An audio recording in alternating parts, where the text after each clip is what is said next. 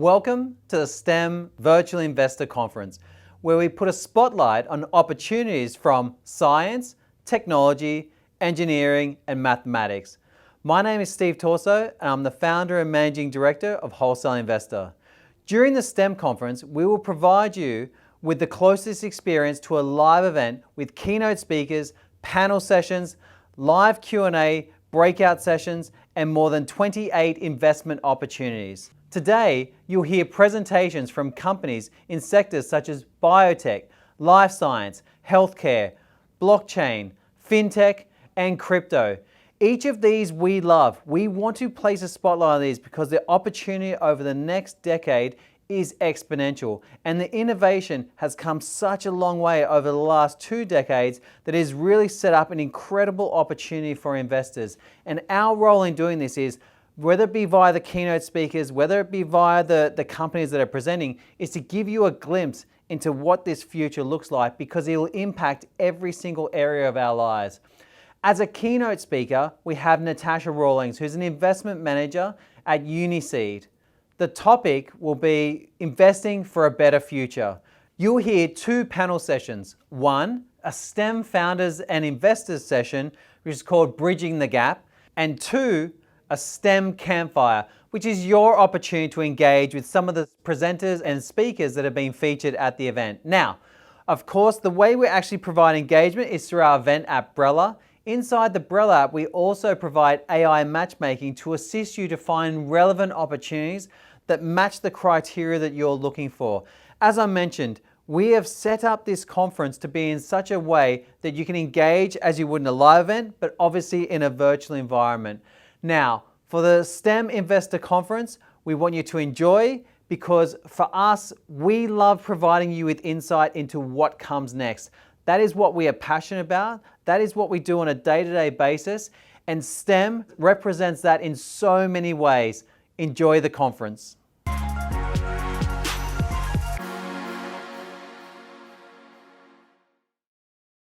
Hi and welcome to the STEM Showcase. Throughout this showcase, we'll be having a back-to-base segment where me and Steve will be in the studio commentating on what we've just seen as well as what we're about to see. Steve, anything you'd like to say about STEM just to get started? Yeah, for me, I did obviously just the intro in regards to the conference, but the reason why I love STEM is that if you look at every problem that is, every problem that we face as a society, really the areas of science, technology, engineering, mathematics are utilized to actually solve that. And from an investor standpoint, there's obviously an exponential opportunity that comes along with that. And a lot of these problems are technical, and a lot of the founders are also technical as well.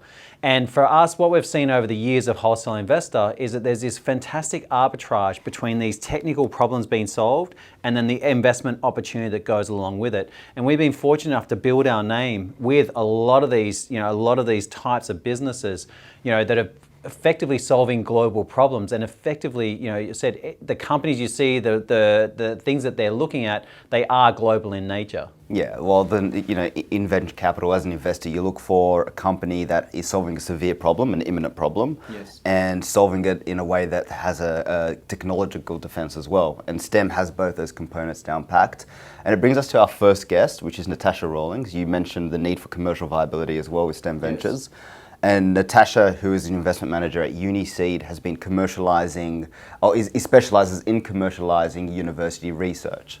Are you familiar with Natasha yourself? So for me, obviously, for Wholesale Investor, we've known of Uniseed for some time. We've worked with Uniseed companies. We've helped them raise capital, etc. And we've seen over the years, as far as when you see groups like Uniseed, where they've got such a successful track record in how they've worked with a lot of sort of life science and biotech companies, in that they understand that commercialization path really well. And over those sort of decade or however long it's been around, they build up networks, they build up investment capacity, they build up commercialization capacity, they build up, just the intelligence that goes along with that. And I find that because they've got this fantastic helicopter view of what they're seeing in the marketplace, the insights you can extract from someone like Natasha just goes far beyond what you would normally expect. Absolutely. So Natasha will now speak about commercializing STEM ventures and how to translate research into commercialization, and we'll be right back after the keynote speech.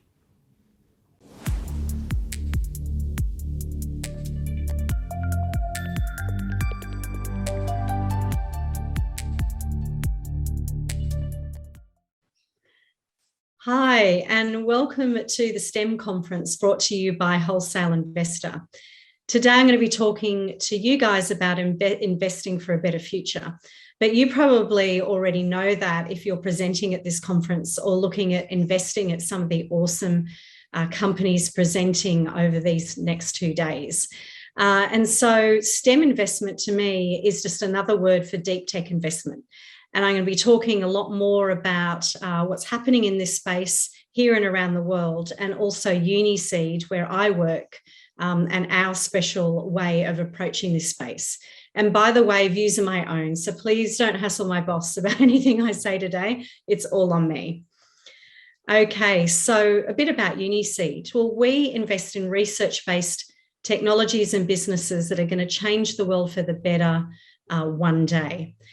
We act as change agents in our community to bring diverse groups together to create a future we all want. And that is definitely a big theme in deep tech. So who am I? Natasha Rawlings. I'm an investment manager at UniSeed, and I'm also a startup board member in the deep tech space. What I used to do for a living before I found my way into this area was I was a corporate direct response marketer, both here and overseas. I also did a lot of product development, and I founded and CEO'd my own software business with co-founders, and also worked for a few others along the way. I first got my taste of deep tech, I guess, at Sydney Uni's Incubate, where I've been mentoring for 6 years now. And I also did a short stint as an EIR there. I also CEO'd a not-for-profit for women-led high-growth businesses called Heads Over Heels. And I guess that gave me quite a unique and special perspective of what is stopping women getting ahead in startups. So I'm going to briefly touch on that too, and how you can help. So what is deep tech? Well, there's many words for this. STEM, which the conference is focused on today, but it's another word for deep tech or hard tech or frontier tech. I choose to use deep tech because it was actually coined here in Australia at Cicada Innovations some time ago, and it's now being used throughout the world. So being a bit parochial, I like to use that word. And pretty much generally it is lab grown. So it goes from lab bench into the wild, into the market, because its core invention is based on science and usually a patent protected product. It has an ESG flavour. It almost can't help but having one. And obviously that means it's closely aligned to impact investment. And impact investment is more and more focused on those 17 UN sustainable development goals. If you don't know what they are, you can easily Google it. For the most part, these sorts of businesses try and make an impact. So they solve a big, wicked problem of our time that is either facing people, the planet, or both. It is always profitable or looking to be profitable and is measurable. 20 or 30% of the world's capital is now flowing into ECG-focused businesses. And finally, deep tech is a catch-all for all sorts of technologies, but not usually plain vanilla software. So it includes clean tech, and carbon capture technology is really stealing the headlines there at the moment. Biotech, but biotech can be broader than just drug therapy development, which is where biotech, or the name of it, is focused. It could also include lab-grown meats as well. Of course, there's robotics, new materials, and in ICT, we're usually talking about AI. And of course, some of these things can be blended as well. Okay, so what do all deep tech businesses have in common? And by the way, all of my stats are taken from reports that have been developed by BCG and Hello Tomorrow, an accelerator incubator over in Europe that also does conferences and has done quite a lot of research in this area that really resonates with me after my 4 years here at UniSeed. So the first thing is that they're problem orientated. 97% meet at least one of the UN Sustainable Development Goals. They also look to use the best existing or emerging technologies to solve the problem on hand.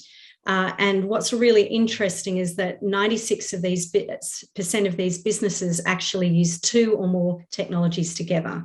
So a really good example of that is my most exciting invention, I guess, that I've seen is a bionic eye that combines solar technology to power a battery that is in people's heads, behind people's eyes, and uses software to translate images that the eye sees to the brain. So it can make sure that it's actually, or, translate the image that is being seen by the eye into something that we recognize.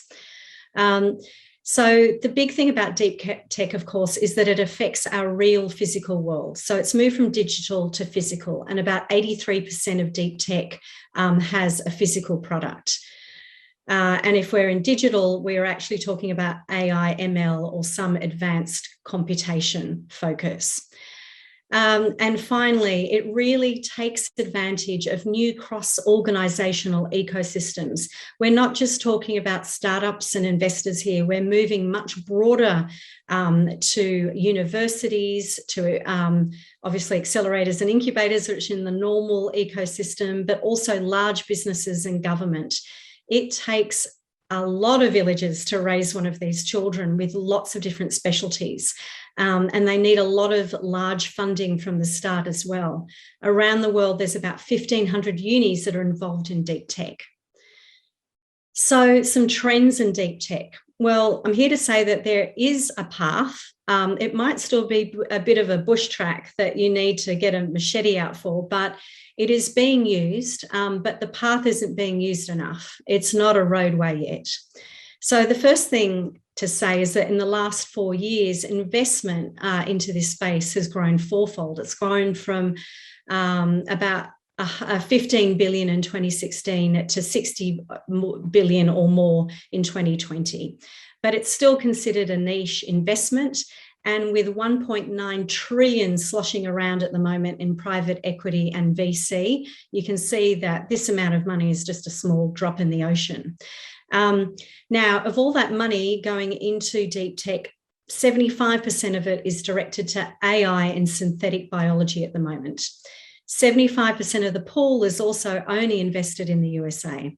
So there's a lot of money left on the table, which means that the world's biggest problems aren't being solved. And more than that, great opportunities are not being taken advantage of. Lastly, and I'm going to talk a bit more about this, the road forward looks different for these types of businesses. It takes investors who will hunt for deals, be hands-on in putting it together and attracting other resources and collaborators to really get these small seeds and have them grow out of the ground to be big trees one day. Now, I love this schematic. It's the 4 paradoxes of deep tech investment. I've been doing this for 4 years now, and I've been so fascinated by, what's working in this space and what isn't, and why there isn't more money flowing this way. So again, thanks to BCG and Hello Tomorrow. So, if we're going to get into deep tech investment, what sort of orientation do we have to take? So the first paradox that we have to look at is the mindset paradox. And I find this really fascinating because if you think about VCs, they're meant to be investing at the really risky end of the scale. And in fact, they have spent a lot of time at the vanguard of new advanced science and breakthrough technologies.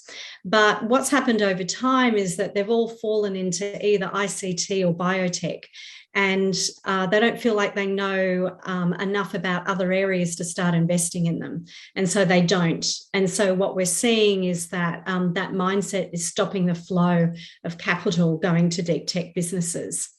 there's also a risk paradox. So a lot of VCs think this area is too risky to invest in because they want to keep investing in things that they know. But the problem with that is that the things that they've invested in are now becoming the incumbent organizations, and they are going to be uprooted at some point by these new technologies that are coming on. So it actually doesn't make sense not to invest a bit in these new areas to protect yourself and, hedge your bets a little bit. And then, of course, there's a barrier paradox. So a lot of the funds in the world are going into these huge legacy funds, which aren't investing in new areas like deep technology. But at the same time, and I can really see this in the universities I work with and the CSIRO, that new technologies and new inventions are growing exponentially as we find out about our physical world and unlock some of those mysteries that we've been wondering about for ages. And so we've got high growth in innovation, but also, again, a block to money coming into the area to really move these things along. And finally, there is a funding paradox. There's 1 point whatever trillion of money sloshing around at the moment in dry powder, but deep technology is still a fledgling sort of asset vertical. And although everyone realizes that these sciences are the new way for investment, there's not enough people jumping in yet. And so I thought that model was great to explain what was happening. So now a little bit about Uniseed and what we've been doing, and maybe some hints and tips for you guys looking at investing in deep technology as well, because we've learned a lot along the way. And what I'm really happy about is that, we're not the geeks in the corner at the party anymore,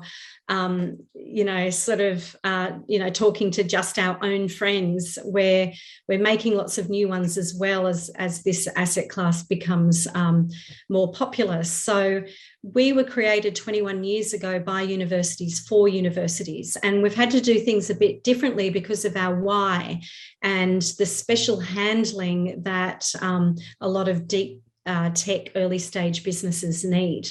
So quickly, our purpose is to facilitate commercialization of our partner university intellectual property, and that includes CSIRO, and to also operate under the financial and commercial disciplines of a fund.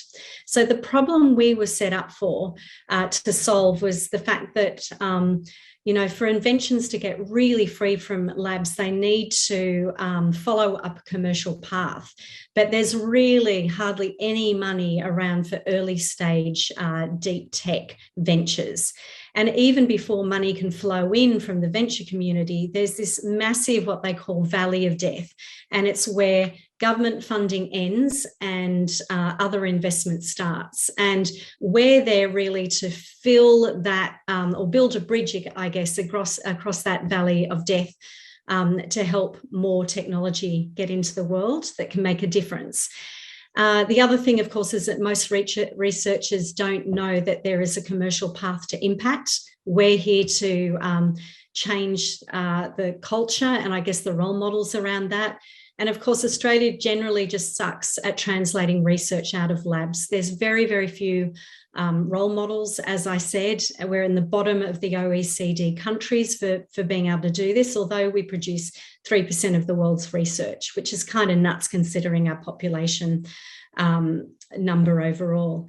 And so we've been doing this new type of normal investing for a while, where we actively seek deal flow. We make opportunities into businesses. We are huge collaborators and connectors throughout our network, obviously including universities, but also government as well. And we pull everyone in our ecosystem together. So happy anniversary to us, happy 21st. And we really believe that 2021 is the year for deep tech in the way that 1995 was for digital. We've been doing this for 21 years now, and this is the time, because of the pandemic, because of the climate crisis, because scientists are our new heroes. we feel like it's our time now, and we're everyone's flavour, which is really nice. Over time, we've done 60 startups. We do now about 5 to 6 a year on average. The current companies are employing 650 people. We've attracted nearly $700 million in investment and grants alongside us. And we've had 10 exits, which is not such a bad innings for this area. We invest in everything, every flavour of tech, from Canoxus, which is a drug therapy, these are 4 of them, to wildlife sensors to make wildlife researchers' jobs easier and quicker, smart motorcycle helmets. And here's a plug for Perky. Next time you're at your supermarket, go and look at the kombucha shelf and have a look at Perky. It is encapsulated good bacteria that gets all of that goodness straight to your stomach. So it's not destroyed in the process as it goes through your guts. So it's a great product. I had one this morning. So what do we look for in a deep tech opportunity? And so this might help you as well. So first of all, there's some proof that customers will buy it. Foresight, when I invested in them, had 400 customer questionnaires, which people had taken 10 to 15 minutes to complete. It was a real vote of confidence. Wildlife Drones had $150,000 of orders sitting there that they couldn't fulfill because they just couldn't get to that next stage of building their commercial product. I like to go out and speak to potential customers and say, if I came back to you in 6 months, would you buy this? Because that's when you get the real answers. So that's probably the most important thing. I see a lot of solutions looking for problems. It's quite hard to find technologies that are solving a problem efficiently already. That there's a moat. It's a patent, obviously, or it's execution if you're already in market. You've done a lot of really good stuff at a good pace. That there's not too much competing research. What have other researchers published elsewhere? We always invest if there's a proof of concept or a working prototype or a lead molecule that can scale. Never believe anything anyone says. Have a look at it. Make sure it's working. Can people work with you? This goes for everything, but some researchers can be quite difficult, as we all can be. And if they can't work with a team, then it's pretty hard to get going with that technology. And then business model, exit risk, that's pretty normal. And we ask for a simple company structure. The uni has equity only if it's been developed by their employees. The rest is pretty normal, other than team. Obviously, if we're putting a lot of the team together, that's less important. And that's probably a big difference between founder-based funds and ourselves. So here's, I always end on an ask, or a couple of asks in this case. So this one is about a final word about women. So, we're still vastly underrepresented in high growth startups, especially at that CEO level, and in science as well. And the ESG needs an S for social, and that means diversity in gender and across neural diversity and cultural diversity, et cetera, et cetera. So the more women we see doing this, the more there'll be. Role models are so important in this as they are in everything. Always take a meeting with women and help them along where you can, especially with introductions. Women don't have the business networks that men do, so that is so helpful.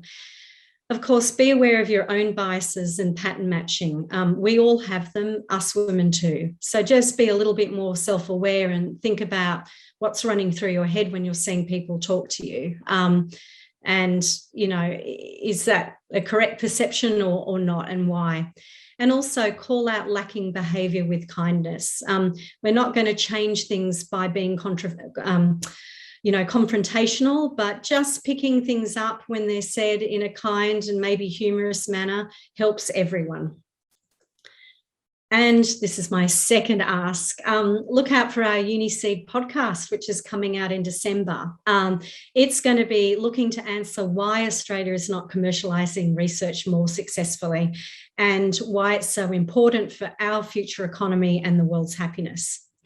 So that's it for me today. Thank you so much for your time. Please feel free to reach out if you want to get involved, n.rawlings@unic.com or at TashSR on Twitter. I look forward to picking up a conversation with you. Thank you.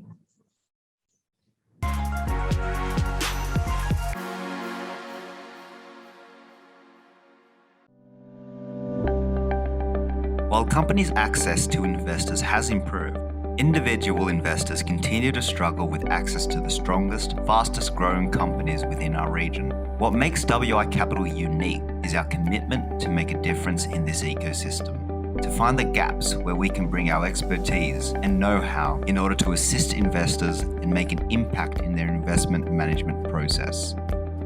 We have created LitiCapital for investors to participate confidently in exclusive and scalable investment opportunities. This will be alongside a community of investment professionals. We are committed to nurturing your investments through innovation.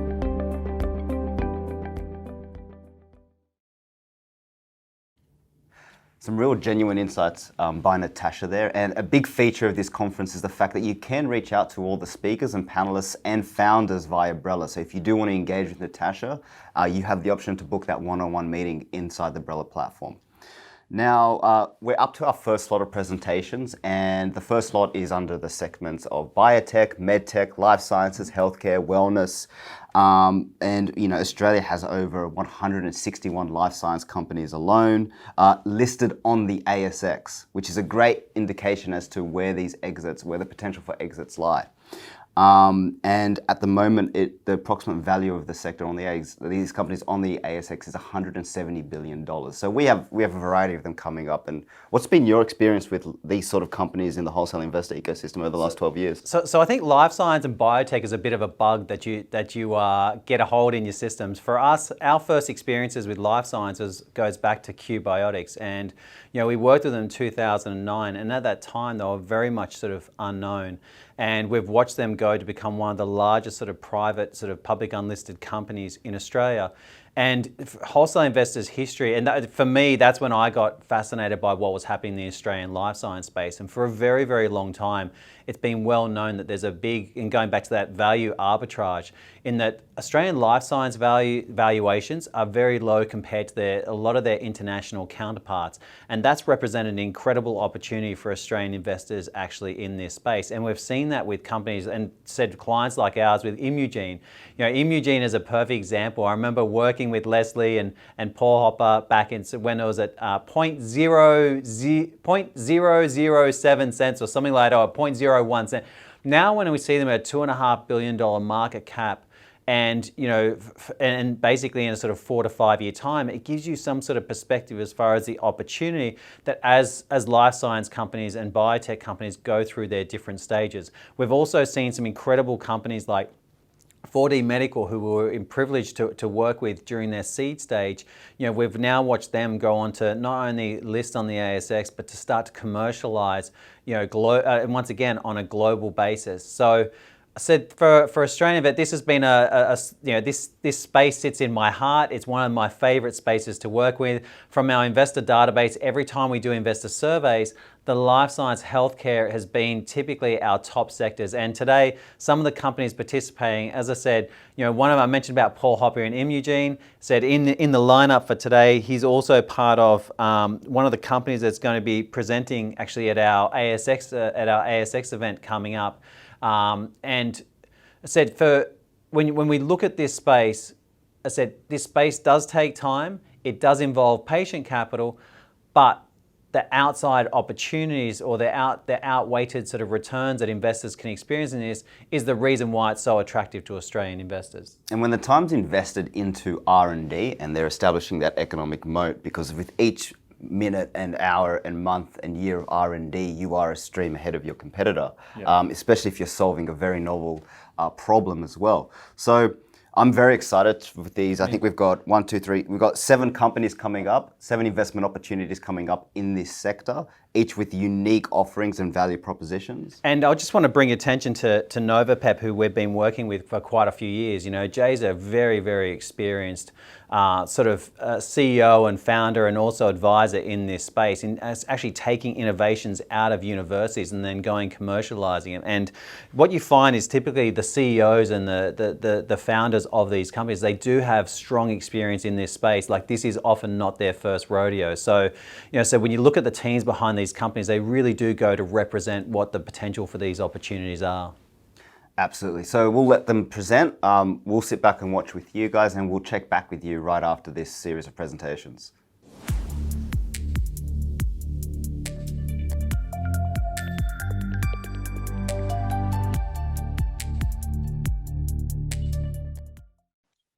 Hello everyone, my name is Matt McNamara. I'm the Chief Investment Officer of the Horizon 3 BioTech Fund, which is a $100 million biotech later stage venture capital evergreen fund, aiming to deliver at least 20% IRR net to investors.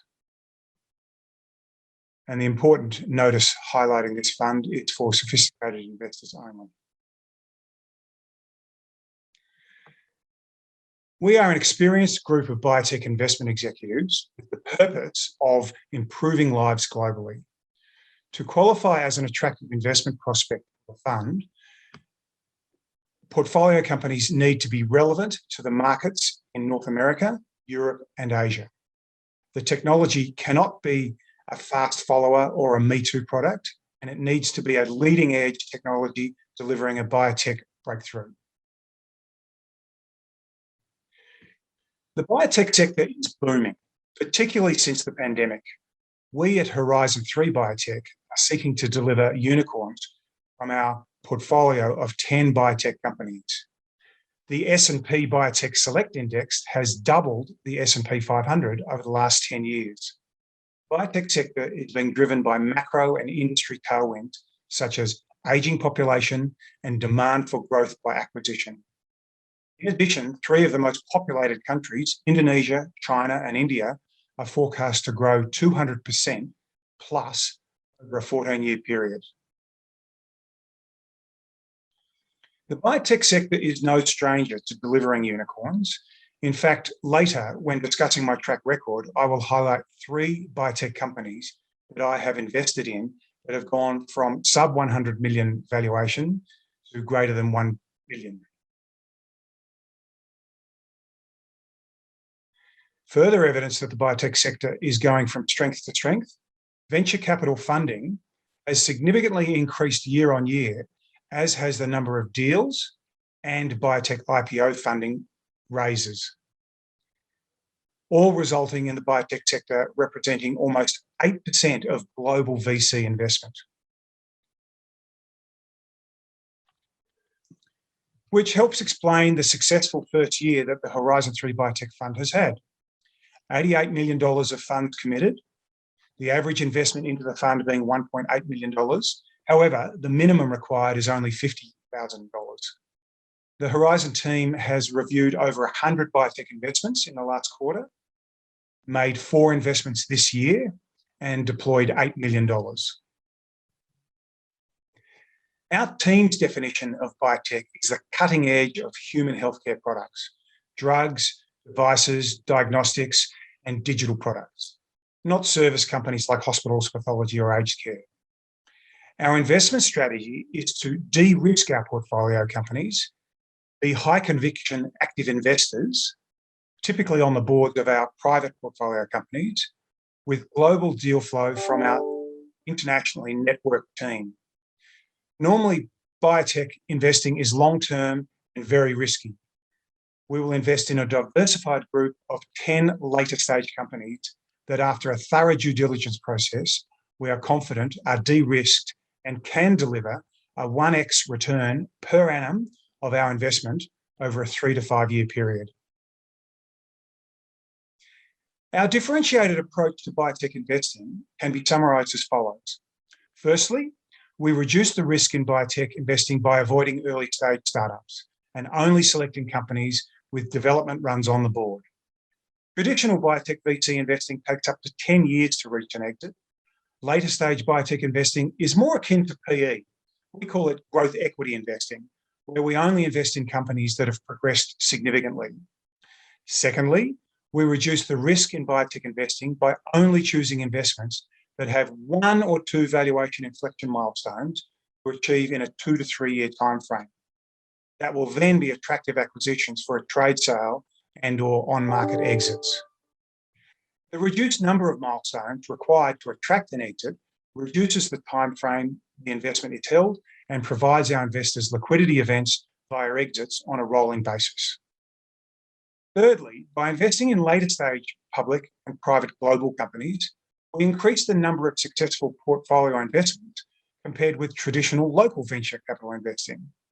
These graphs represent my more than 20 years of biotech VC investing. Traditional early stage investing typically results in 1 good success per fund over a longer period, whereas the later stage investment strategy typically results in a handful of successful portfolio companies and thus represents a lower risk, diversified portfolio that will more consistently deliver greater than 20% IRRs net to investors. Our Achilles heel approach to reviewing our extensive global deal flow allows for a fast fail mechanism, which firstly must fulfill our purpose of saving lives globally. Then the company must have all the key assets in place, and finally a clear plan to exit. An exit which will typically be trade sale or on market. My track record spans over 20 years. First, an early stage pre-seed fund where we had 1 success out of 10. In the 14 years at Bioscience Managers as Chief Investment Officer, managing industry superannuation, federal government and high net worth monies, we invested in later stage companies. With $200 million across 3 funds, we achieved 22% IRR realised and was tracking at 24 and 44% IRRs when I departed. Here I highlight 3 companies that went from sub 100 million market cap to greater than $1 billion valuations.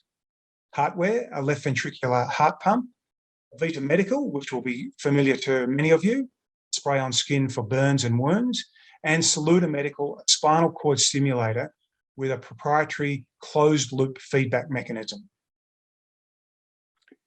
I'm fortunate to chair the investment committee that we assembled with a broad cross-section of skills required for successful biotech investing, including funds management, investment analysis, drug evaluation, clinical trials expertise, business development, and commercialization expertise, all backed by a commercial board with experience in biotech, investing, deal-making, and corporate governance. The Horizon 3 Biotech Fund is a $100 million evergreen unit trust, aiming to deliver greater than 20% IRR to investors with regular distributions and liquidity opportunities every time we divest a portfolio company. So if you or your clients are looking to participate in the biotech sector with an experienced biotech investment team and contribute to improving the lives of people globally, we invite you to choose a de-risked later stage strategy to spread your success across a portfolio of 10 public and private global companies that will reach valuation inflection point quicker than traditional VC investments. I look forward to hearing from those that would like to know more. Just go to our website, horizon3biotech.com, and request a meeting. Thank you for your interest.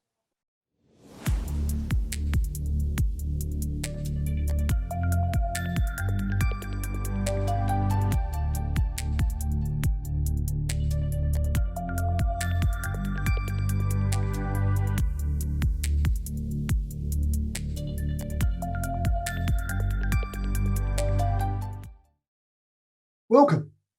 My name is Jeremy Crisp, and I'm the founding CEO of EpiAxis Therapeutics. And it's my pleasure to present on behalf of our team. As the name suggests, EpiAxis is a therapeutics company, and we're developing a pipeline of epigenetic cancer treatments led by our LSD1 program. There are 4 key messages from this presentation. The first, that we're using LSD1 inhibition as our strategy to reprogram cancer cells and to restore the immune system. Secondly, we're developing first-in-class peptides and small molecule inhibitors. Thirdly, we're offering new treatment using those inhibitors to address many of the shortcomings that are offered by existing therapies. And this has applicability across many different cancer types. And fourthly, we have a novel mode of action with our inhibitors and a dominant IP position across our deep pipeline.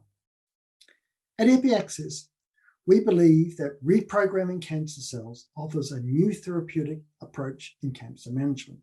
This is because the traditional cancer therapies aims to destroy or eliminate cancer cells, but they have a high failure rate with significant toxicities. And this is because those cancer cells can evade therapies, particularly given their dormant phenotypic characteristics, which later causes metastatic disease. They also become resistant to therapies, which makes them even harder to treat. And this is why new and better treatment approaches are needed. We also believe that LSD1 inhibition offers a new way to treat cancer. And the rationale for this comes from the fact that those cancer cells are able to use epigenetic change, such as demethylation, to control their behavior. And LSD1, or lysine-specific demethylase, is a nuclear-bound demethylation enzyme that is substantially increased in metastatic disease. And therefore, LSD1 inhibition offers a new program to allow us to reprogram those cells away from their aggressive phenotypes. Our approach has wide applicability across many solid tissue tumors, given the fact that they overexpress LSD1 in the brain, in the breast, in the colon, in the liver, in the ovary, and in melanomas. It also applies equally so to hematological malignancies. The market is huge and global, currently valued in excess of 160 billion. It has a growth rate of over 14% year on year. Our lead indication is metastatic breast cancer. This is because there's a huge unmet demand, given the fact that sadly, 30% of all women who are diagnosed firstly with breast cancer become metastatic ultimately. And this accounts for the majority of the deaths from breast cancer. It has a high impact, given that there's over 2 million women who are diagnosed annually every year with breast cancer.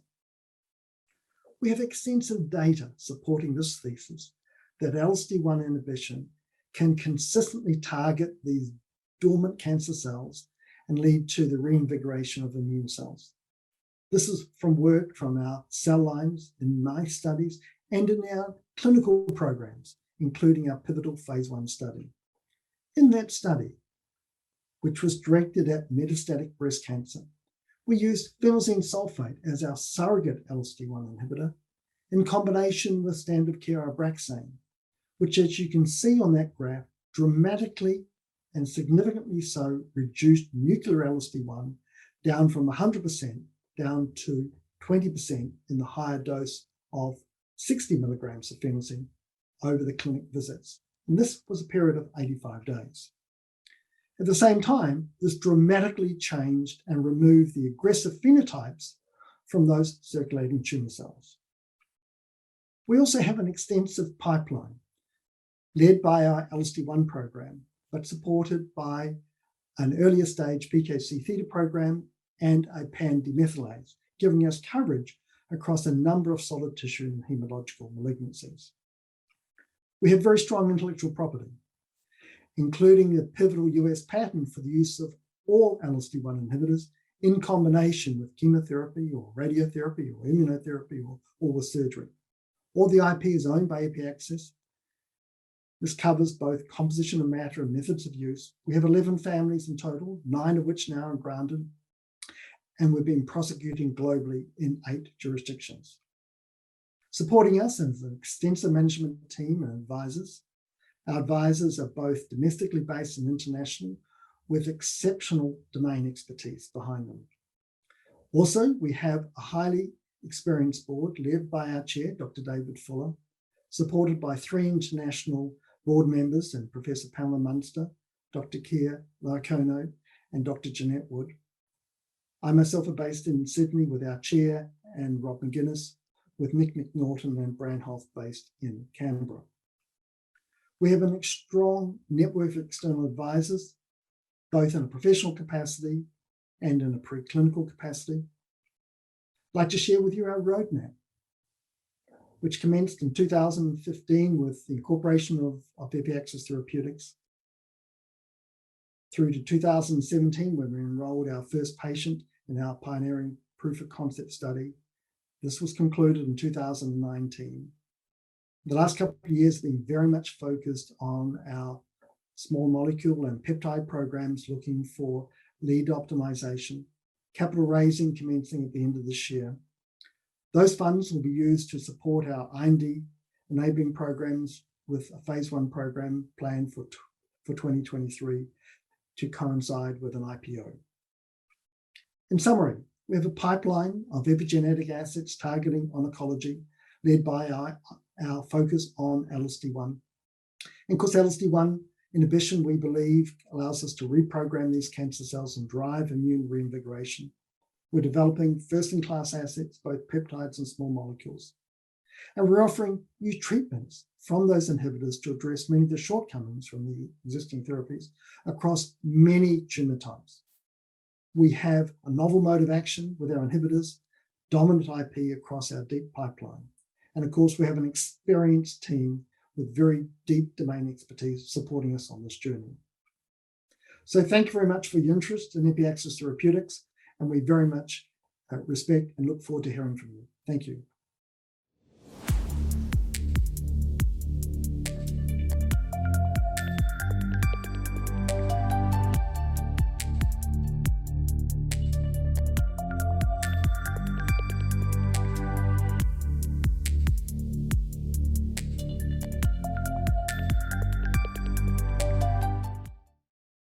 Novapep is a US-Australian biotech company which is developing structured peptides for diseases where there is an unmet medical need. Novapep's technology is based on 20 years of breakthrough protein research and development. Activated protein C, or APC, is a modified human protein which is anti-inflammatory, protects against unprogrammed cell death, and is regenerative. And APC has been shown to be effective in numerous diseases, including inflammatory skin disorders and inflammatory bowel disease. However, APC is very expensive to manufacture. It needs to be stored at -70 and is only being developed for high-dose intravenous administration in sepsis and in stroke. Novapep's Chief Scientific Officer, Professor John Griffin of the Scripps Research Institute, has developed a peptide structure called G10, which was patented in 2019. G10 is a mimetic of APC and is an order of magnitude cheaper to manufacture and is stable at room temperature. This is a very exciting breakthrough for Novapep, and we are now developing G10 to treat dermatitis, burns, and IBD, inflammatory bowel disease. The standard topical treatment for dermatitis is corticosteroids, with global sales of $2 billion. However, one of the side effects of prolonged use is permanent thinning of skin, which can worsen the condition. Novapep has done a dermatitis animal study with part of the G10 structure, and it was as effective as corticosteroids, but with none of the side effects. Subsequent tests have shown that the full G10 structure is up to 10 times more potent than the peptide structure used in our dermatitis study. Annual global sales of IBD drugs are $16 billion. However, the use of oral steroids is limited due to the adverse side effects. Most of the IBD drugs are expensive biologics, which need to be intravenously administered in a hospital setting. Clearly, there is an unmet medical need for cost-effective, easy-to-use therapies, and accordingly, Novapep is developing an oral form of G10 for the treatment of IBD, inflammation, and pain. Our milestones in 2021, including raising $600,000 in funding, and we've paid for the G10 license from the Scripps, and that includes the 2019 composition of matter patent, which gives us protection out to 2039. Under a Novapep contract with the Scripps, John Griffin's lab has optimized the G10 molecule for topical and oral administration. Novapep has developed an FDA-compliant gel for topical delivery with the University of Sydney, which is a Novapep shareholder. Novapep has added burns to its target indications, as there are a number of similarities between burns and dermatitis damage. And finally, Professor Laurent Monnier, who co-invented G10, has joined our SAB, our Scientific Advisory Board, and is researching other target diseases for G10. The current $1 million raise will allow us to complete animal studies in 2022 and start final G10 preclinical work leading to a phase 1 clinical trial. We will then seek pharma company development partners and undertake an IPO of the company. Thank you for your time, and I look forward to discussing Novapep with interested parties.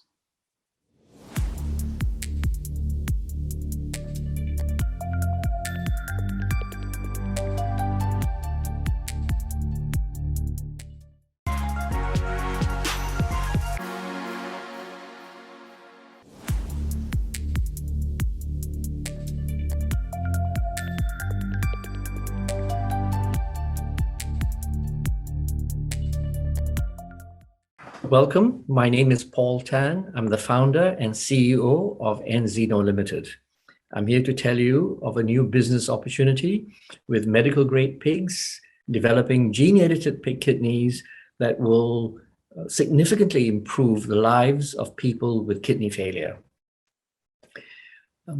In the life sciences and biotech, the last few years have produced new technologies that allow us to create gene-edited pigs and gene-edited pig kidneys for an enormous medical need and an equally enormous market for donor kidneys.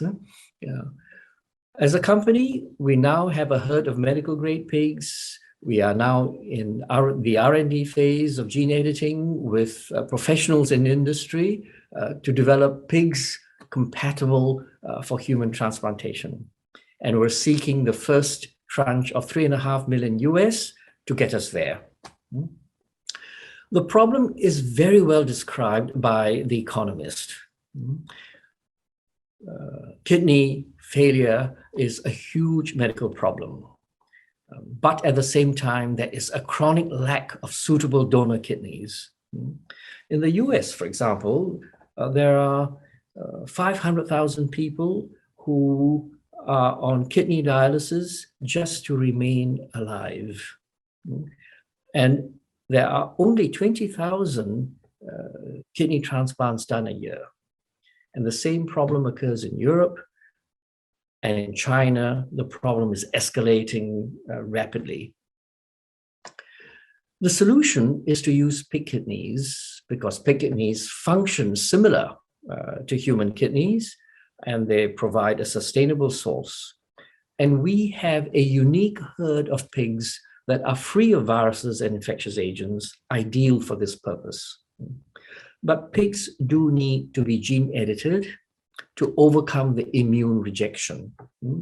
Pig cells are gene edited in the laboratory, converted into embryos, and the embryos are transferred to surrogate sows to produce gene-edited pigs. There are other groups, academic and corporate, who see the same opportunity. They have raised up to $255 million US to do the gene editing. And in fact, in the US, the first gene-edited pigs have been approved for human consumption to treat food allergy to red meat. Pig kidneys function well in monkeys, and pig hearts function well in monkeys in the US and in Germany. But no one has shown that or have placed pig kidneys in humans.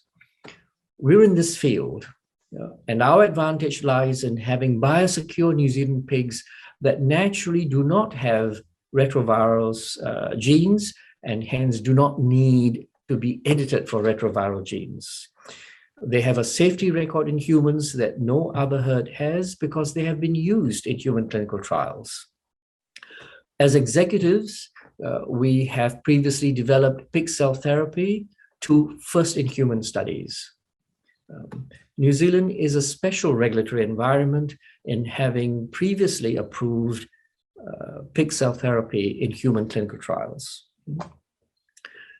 So we're at the stage where we have the pigs and we have started gene editing. Our major milestones are to show that these gene-edited pigs are compatible and matched with other humans, to show that the kidneys from these pigs function in monkeys, and we have to get to the first human clinical trial in 3 years.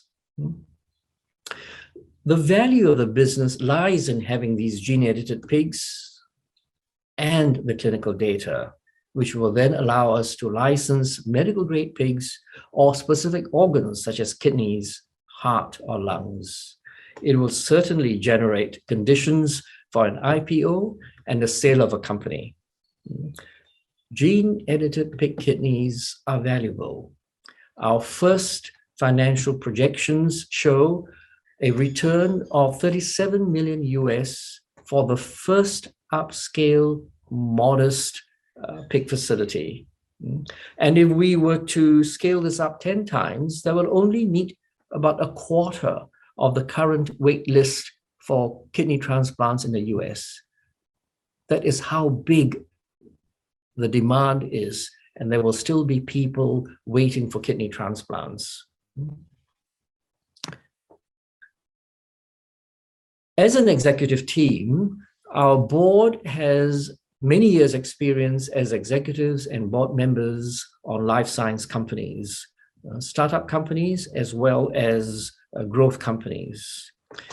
Together with Olga Garkovenko, the CSO, scientific officer or chief scientific officer of our company, we have developed pig cells to human clinical trials. We have unique experience in xenotransplantation at R&D level, GMP manufacturing, regulatory approvals, and conducting human clinical trials in xenotransplantation.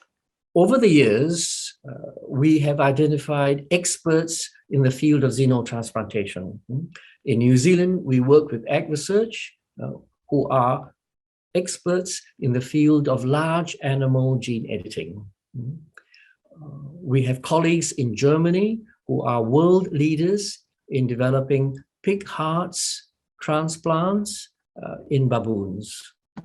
And the group in China have an enormous experience with gene-edited pigs as models for further development.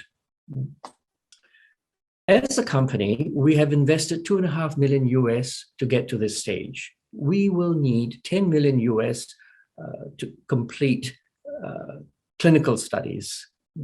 A successful clinical trial will increase the valuation of this company by at least tenfold. And at that time, we will need additional investments to expand and enter the market.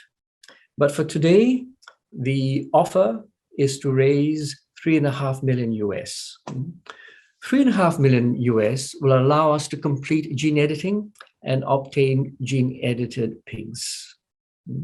The details of this offer and details of this valuation will be available on request. Please contact us through the CRISP deal room, and we look forward to you participating in our business. Thank you very much.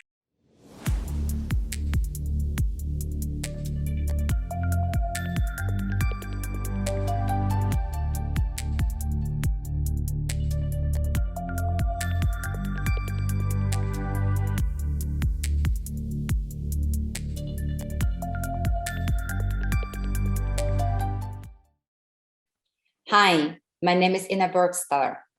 I'm founder and CEO of Bionabu.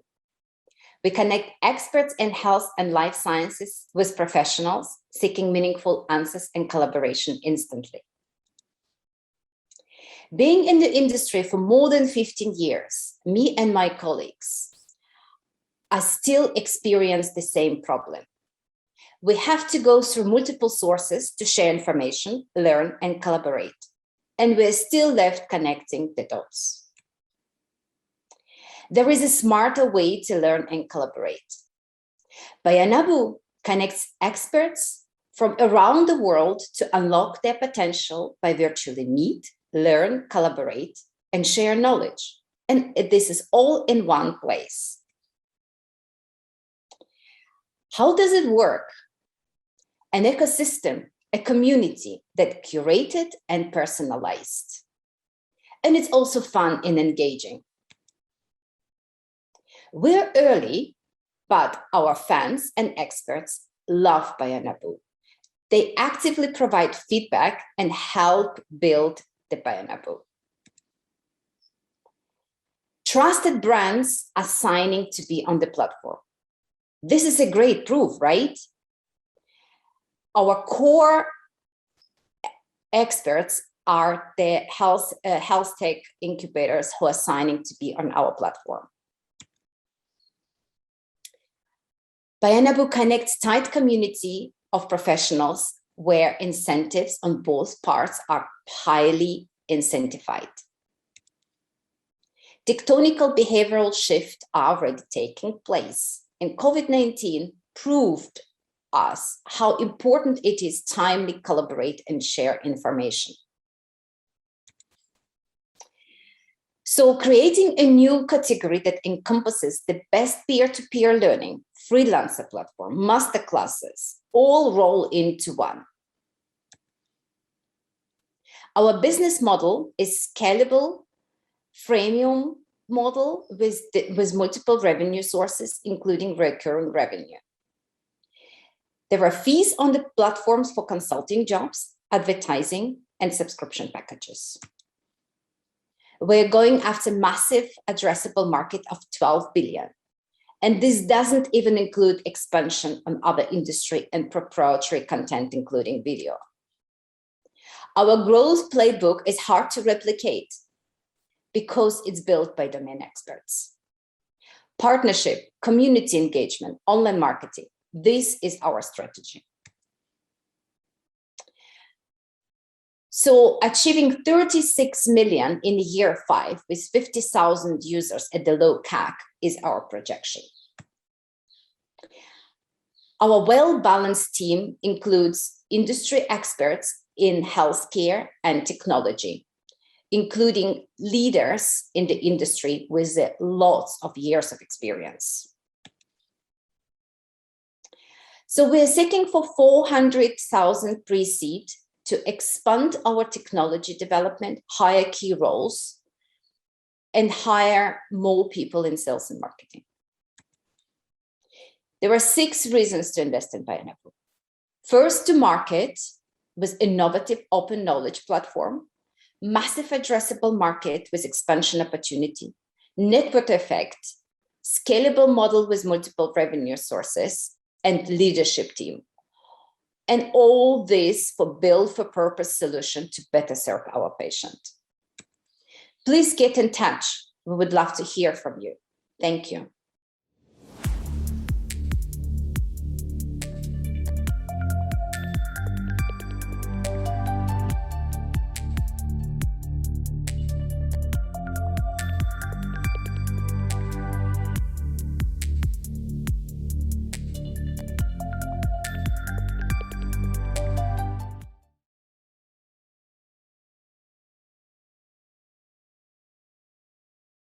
You already know that stress and anxiety are the most significant root causes of illness and cost the world trillions.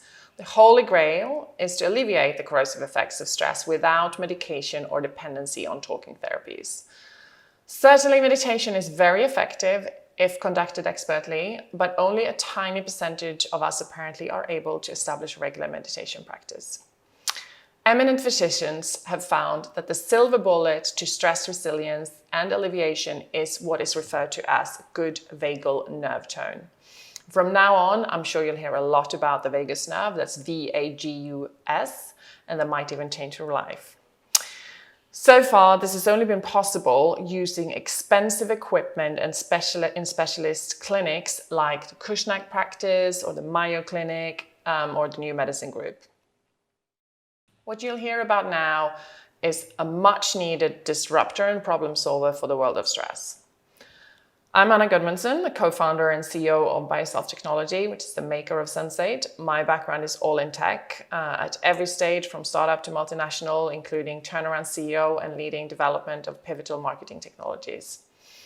Let me introduce you to my co-founder, Stefan Schmelik.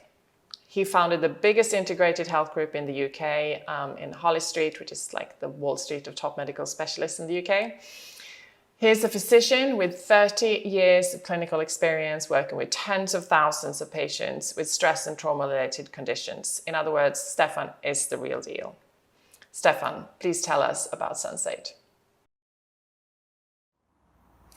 We've had a vagus nerve for around 500 million years, but a human brain for only about the last 1 million years.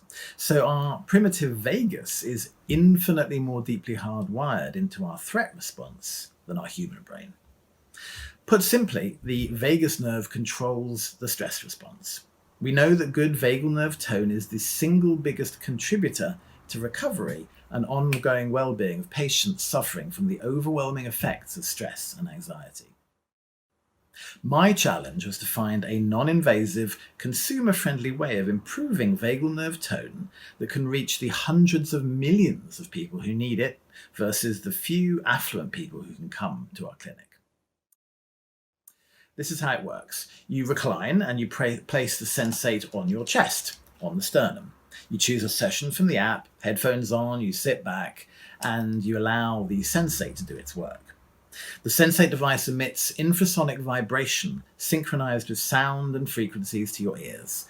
The outcome is a physiological response leading to profound calm within 10 minutes in virtually all users. It just works. 90.5% of survey respondents found that Sensate was equal to or more effective for stress, anxiety, and insomnia when compared to prescribed drugs, meditation, breathing exercises, or other relaxation technology. In the clinic, this level of physiological activation requires an array of technology. Sensate eliminates the kit by turning the body into a sound instrument using bone conduction and thoracic amplification to target the nervous system, specifically the vagus nerve stress response. As we all know, there is a very large market out there. We launched the very first Sensate device and app in 2019, and we're selling online direct to consumer. We already have over 14,000 customers.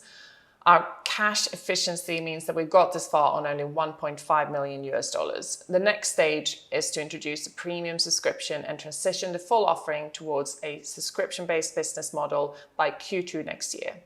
Obviously, this both benefits the user in terms of a lower barrier to entry, and it increases the lifetime value. Ultimately, we're building an ecosystem of products and digital services that will provide sustainable growth in an incalculably large market.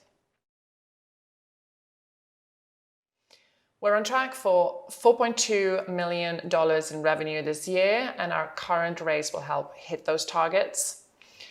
The size of the market, together with our traction and importantly, the evidence in terms of our outstanding usage numbers, allow us to be quite ambitious over the next 5 years. This will be supported by our recurring revenue model. There's a near-term opportunity to participate in a SAFE, that's a simple agreement for future equity. Although we have exceeded our initial targets and also recently received a larger investment of $500,000, there's an opportunity for additional investors to join the SAFE. The SAFE offers preferential valuation cap and discount. The minimum ticket size is $50,000.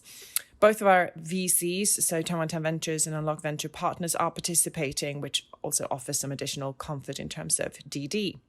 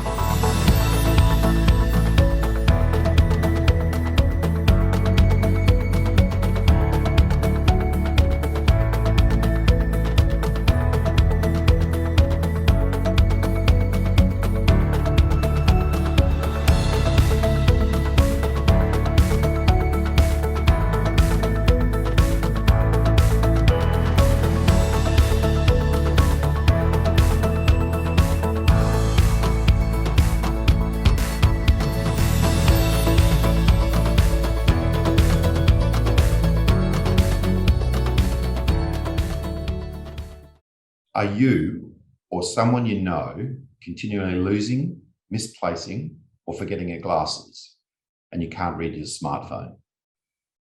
That's me. My name is Darryl Edwards and I'm CEO and founder of ForgetSPECS.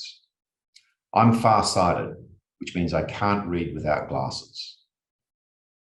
Forgetting or losing your glasses means you lose touch with the world. You can't read emails, you can't read texts, you can't take photos, you can't read Google Maps for directions. You're lost. We've developed a solution at ForgetSPECS. ForgetSPECS is a prescription screen protector for your smartphone, digital watch, tablet, and other devices. It protects your device as well as correcting vision. Now you can read your device anywhere, anytime without glasses. We've embedded millions of tiny lenses into a thin film that sits on your phone like a screen protector. In fact, it replaces your screen protector. Our lenses are so strong they cover a range of prescriptions from -3.5 to +3.5, which means it's one screen fits each phone model. We've completed extensive prototyping and have successfully produced 100 foot of continuous film containing our screen protectors. Since then, we've been refining our designs to improve our customer experience and are currently awaiting our final prototypes for iPhone X and 11 Pro. ForgetSPECS is patent-pending nanotechnology. We've applied for PCT international patents across 8 jurisdictions. Our market research shows that 83% of respondents feel lost and frustrated when they forget or lose their glasses. However, 100% of people want to be able to read their device anywhere, anytime without glasses. In fact, 100% of people want to be our trial customers. Over 2.2 billion people globally need glasses to read. It's a genetic affliction. It's a part of the aging process that will affect most people once they reach the age of 40. And it's a growing market because of aging population and increased screen time, predicted to grow at 7.7% compound annually. But it's not only smartphones. Customers tell us they want to be able to read their iWatches, Fitbits, Garmins when they're out exercising. They want to be able to bike, hike, jog, ski without carrying their glasses everywhere they go. The applications for our technology are endless. ForgetSPECS will be available online through our website and through online partners like Amazon and eBay. We're already attracting traffic and interest globally. We've been approached by numerous distributors throughout Europe, Southeast Asia, and North America, and we're currently investigating distribution through optical chains, electrical retailers, pharmacy chains, and phone companies. We've assembled a team of high-caliber advisors to guide us through commercialization, with over 30 years' experience in international markets, supply chain and logistics, law, industrial design, and commercialization. And our IP strategy and implementation is managed by patent specialists, Spruson, Ferguson, patent attorneys. Queensland University of Technology have been our technology partners from the outset, and we now have an in-house optical physicist who is completing our designs for us. Our first phase will include rollout of Apple and Samsung phones. We currently have 15 designs ready to commence moulding. Our multi-brand, multi-device strategy will see us move into watches, tablets, and other brands and other devices. To achieve this, we need to complete our seed round raise of $1.5 million. This will be used to recruit talent in sales and marketing, assist with production, build out our product range, and execute our marketing strategy. When we completed a competitor analysis, there was, and still is, no other prescription or optical screen protector in the market. Our closest competition is contact lenses, which are uncomfortable if you've ever worn them. Magnifiers are cumbersome and don't show the whole screen. Laser and lens replacement are expensive at around $5,000 per eye. There is no other value for money vision correction solution that delivers the convenience, flexibility, and mobility like ForgetSPECS. Just install and forget. Our likely exit strategy will be trade sale. The screen protector market is fragmented, with many major players striving for differentiation, but none of them have vision correction capability. We're already talking to 2 major conglomerates about partnership opportunities, but they're awaiting our next prototypes. ForgetSPECS comes to you with a strong team, a truly innovative product, and a market that is hungry for our solution. At ForgetSPECS, our vision is clear. If you're interested in finding out more about investing or partnering with ForgetSPECS, please click on the link to our deal room or contact me at darryl@forgetspecs.com. Thank you for your time.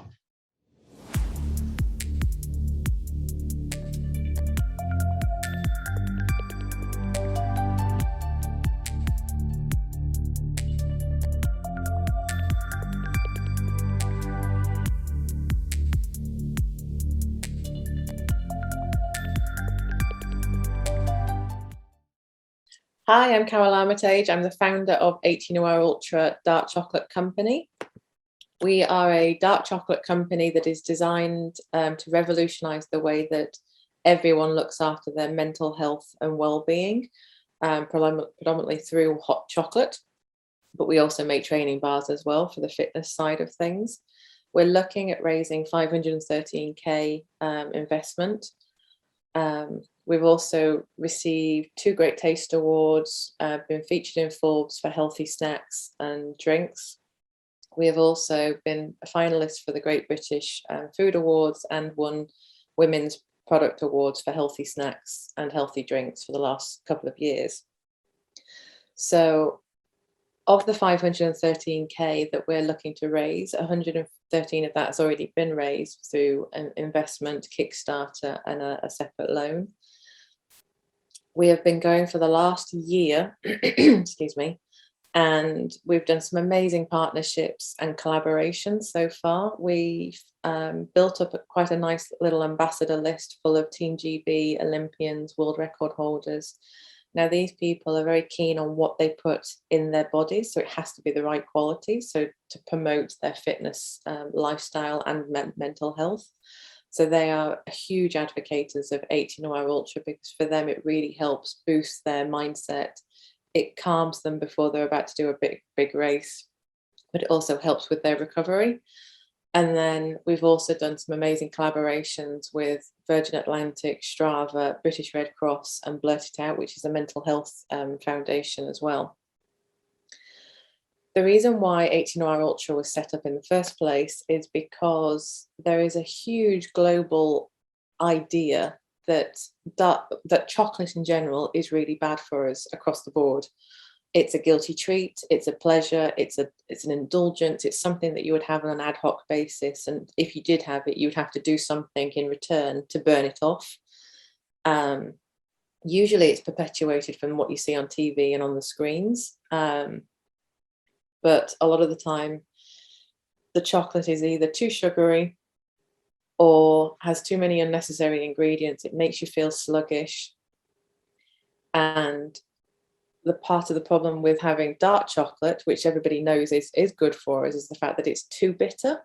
So the majority of people then have milk chocolate and white chocolate because they won't sacrifice on the flavour.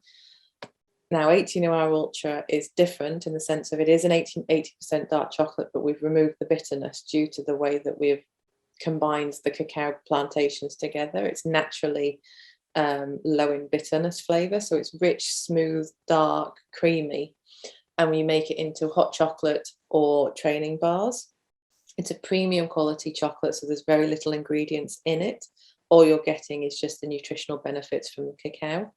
It's 70 calories a cup when you make it with hot water, and you make it in small doses. So it's roughly between 20 to 40% of your daily recommended amount. So you can have it every single day, and it boosts your mood, it boosts your body and well-being, and it increases happiness, serotonin levels. It's reduces anxiety and stress levels. So you could have it first thing in the morning to wake you up, because it doesn't have the caffeine that you would get normally with a coffee, so you don't get the jitters.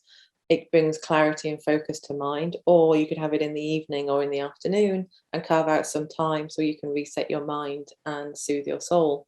So it is very versatile. You can also eat it as well, so and bake with it, and it then works across the whole scale of cooking and baking. The product range that we have is limited to just one type of chocolate, but we've made those into the bags, the bars. We also have a sustainable packaging range, which is the 100-gram bags. The aim with part of the investment is also to drive that across all of our range. So we have sustainable packaging throughout, because we're part of the Horizon, Cacao Horizon plan, which is to do with sustainable farming, cacao, traceability, etc. We want to promote a really positive brand ethos. We also make handmade training bars, which are obviously labour intensive at the moment, but brilliant for fitness and well-being.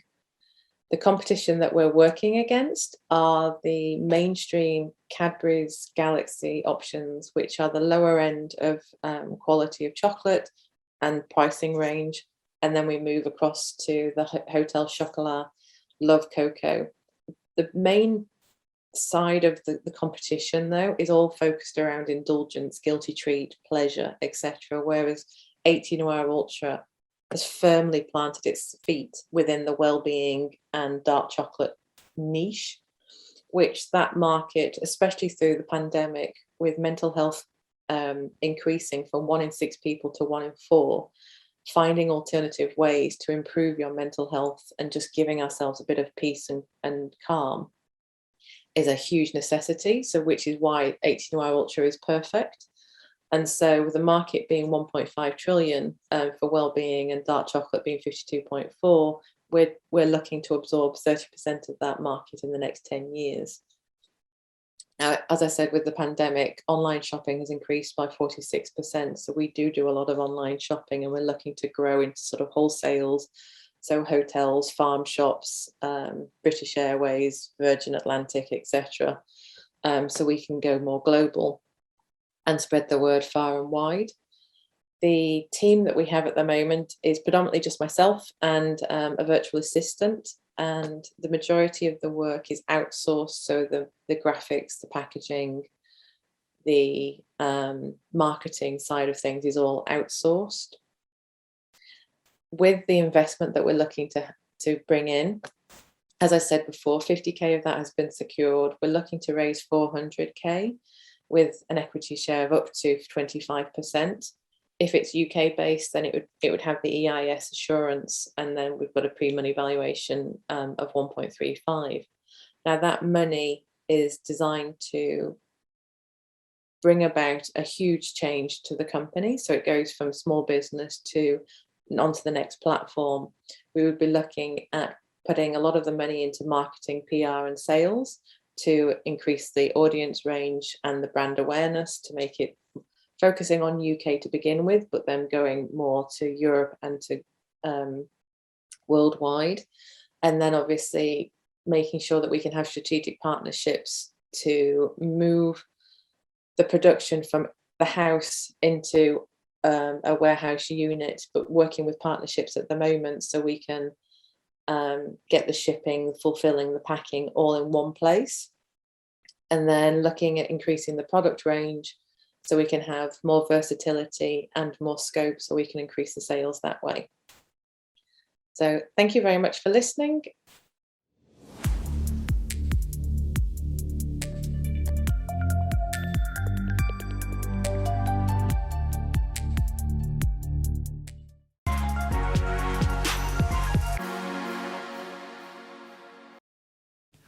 Unbelievable array of companies. Agreed. 8 investment opportunities, raising capital now. So if any of those piqued your interest, you have the options to go into Brella, conduct a one-on-one meeting with those founders, actually reach out to them and conduct a one-on-one meeting. But also you will have access to all their deal rooms as well. So if there is a particular investment opportunity that you are interested in, you can request access to their crisp deal room. And in that deal room, you can conduct further due diligence, follow the milestones of those companies, see their frequently asked questions, and engage in further conversations with those founders as well. Now, coming up, we have the STEM Campfire. And this campfire is really important because it has a combination of both STEM investors and STEM founders discussing the communication gap between the two sides of the ecosystem, which is really important. I agree. And it's something that we see quite often because, as I said, part of our role is that how do we help companies communicate their opportunity? And we know in dealing with a lot of more technical business, obviously sometimes they want to talk specifically about the product and some of their technical innovations. And when that's taking place for investors, it's sometimes difficult to understand what the real opportunity is with the company. So in bringing together this campfire, we want to bring the two different sides together and give you that awareness and give you perspective of what each party is thinking.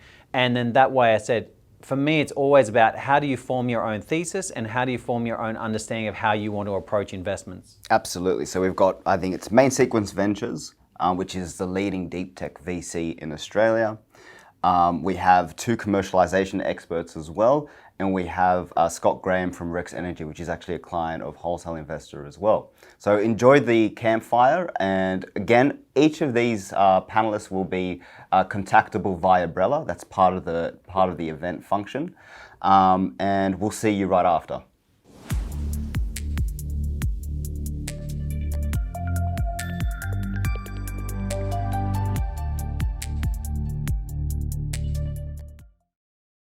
Well, hello everyone and welcome to our STEM Campfire. My name is Liz Boyce. I'm a corporate partner at the law firm Piper Alderman. So my day job includes working with companies that are growing and raising capital and with investors, and I co-lead our life sciences group. So I've got particular knowledge of the life sciences part of the STEM universe. As we meet together today, we're gathering from a variety of places. I'm joining you from the traditional lands of the Wongal people of the Eora Nation, and so I pay my respects to elders past, present and emerging, and to any elders in our audience today. In a moment, I'm going to get our team to introduce themselves. Let me just at least introduce them by name and then give you some opening remarks. So we're very happy to be joined today by Mike Nichols, partner at Main Sequence Ventures, by Natalie Chapman, commercialization and MD at GemMaker, and Scott Graham, the CEO of Rex Energy.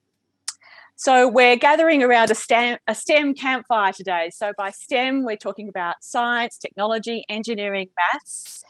In a business context, we might use the label deep tech. So a business that's founded on scientific, technological or engineering innovation, solving big problems. It's often got a very long research and development pathway and needs quite extensive investment to get to the point of bringing a product successfully to market. And in our audience today, we understand that we have a mix of founders and people working within early stage companies. And so our hope for you today is that we're going to help you to optimize your plans for commercialization and to communicate more effectively with investors when you're seeking that all-important capital. We're also joined by a number of investors, and some of you may be very well experienced and already investing in the deep tech sector. Others of you might be considering it and perhaps it looks a bit too complicated or too slow to bring a successful result. And so our aim for you is to help you understand some of the dynamics of that sector so you know what to expect as you make those investment decisions. So let me turn to each of our panel just to give us a few opening remarks about what they do and how that speaks to those themes for founders, investors. So can I start with you, Mike? Thank you very much, Liz. Good to see you. And I also pay my respects to elders past and present. I'm Mike Nichols. I'm one of the partners at Main Sequence Ventures. Main Sequence Ventures was originally formed out of the federal government's National Innovation and Science Agenda in 2015, officially launched in 2017. We're basically Australia's deep tech venture capital firm. So we invest in research that's coming out of universities or publicly funded research groups, or startups that have relationships with those groups. We started with a $250 million fund, of which was seeded by CSIRO and government. We went and raised a bunch of public money in that. We're on to our second fund now. I think we've got roughly 500 million under management and invested in something like 35 companies. My areas of sort of expertise are around the health space, semiconductors, energy and renewable energy and decarbonisation scenarios, with a bit of interest in AI and robotics as well. Does that sort of give you what you need to know? That's very helpful. Thanks, Mike. So obviously a lot of experience working with quite a broad spread of companies across that deep tech sector. A lot of different themes, but primarily all scientific and engineering. Yeah, lovely. And Natalie, may I turn to you? Please tell us a little bit about yourself and some facts of interest for our audience. Sure. So I'm Natalie Chapman. I'm the Managing Director of GemMaker, which is a national commercialisation agency that specialises in deep tech. And we've been building companies out of research organisations for more than 20 years. In terms of the deep tech, it's very much a slow burn. And so I guess it takes many, many years to happen, but we're really excited about trying to accelerate the growth of these new industries in Australia. So we have companies such as CSL, Cochlear, ResMed, etc. We want the next generation of those sort of organisations in Australia. Absolutely. They all started small and from little things, big things grow, but it's a long journey, as you say. And finally, Scott, can I turn to you? Can you tell us a little bit about yourself? Certainly. My name is Scott Graham, founder and chief executive of Rex Energy. I previously was a civilian contractor to the United States military in the energy sector. Spent about 9 years in that role, moved to Australia, founded this excellent corporation, and we are very much a STEM company in every possible aspect, developing new renewable energy technologies where they have a blue ocean space and integrating them into multi-tenant buildings, multi-tenant sites.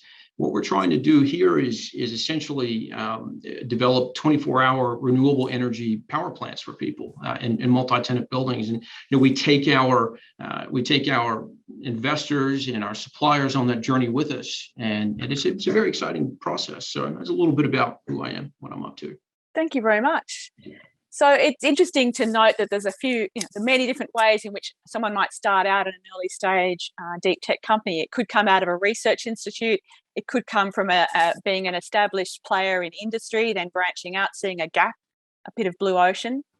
And so when we think about people who are in an early stage, they're a technical founder, they're contemplating this very long, slow burn, as Natalie said.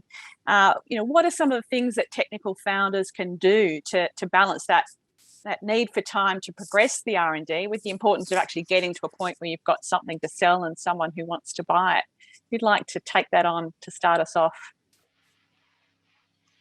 I'm happy to do it Go, every day. Scott. Yeah. So, look, for me, it is absolutely critical to take your suppliers and your investors on that journey with you. When we meet with a supplier for the first time, we come up with a great idea and we say, okay, what suppliers, 20, 30, 50 different suppliers for different components. So we talk to them about what the product is. We sell the dream and they get very excited about it, just as excited as we do. So the suppliers become part of our team. And we talk to our suppliers about, hey, today I'm going to order one, but in 9 months or 12 months, I'm going to need to order 50 and then 100 and then 1,000. And are you able to supply those? And if you are, what's your timelines look like? And what's the cost look like? What kind of cost break? So we work on negotiations at the very beginning, at the very start. So we work on commercialization through the process of research and development. And our suppliers are happy to go on that journey with us. And the other thing that we, companies like ours have to do is you must allow time in your budgets. And you've got to, again, that's part of taking the investors on that journey. Investors, I'm going to get a product and we're going to build it and it's going to work. That's wonderful. But then we've got to work with the regulators to make sure that now that it's done and they can look at it and it's tangible, we've got to get it through that regulatory process as well. So there's a few factors involved, but taking everyone on the journey is very important. Yeah, that collaboration piece is incredibly important. Natalie, maybe you can comment a bit more on collaborations. I know that's something that you work on with some of your early stage companies.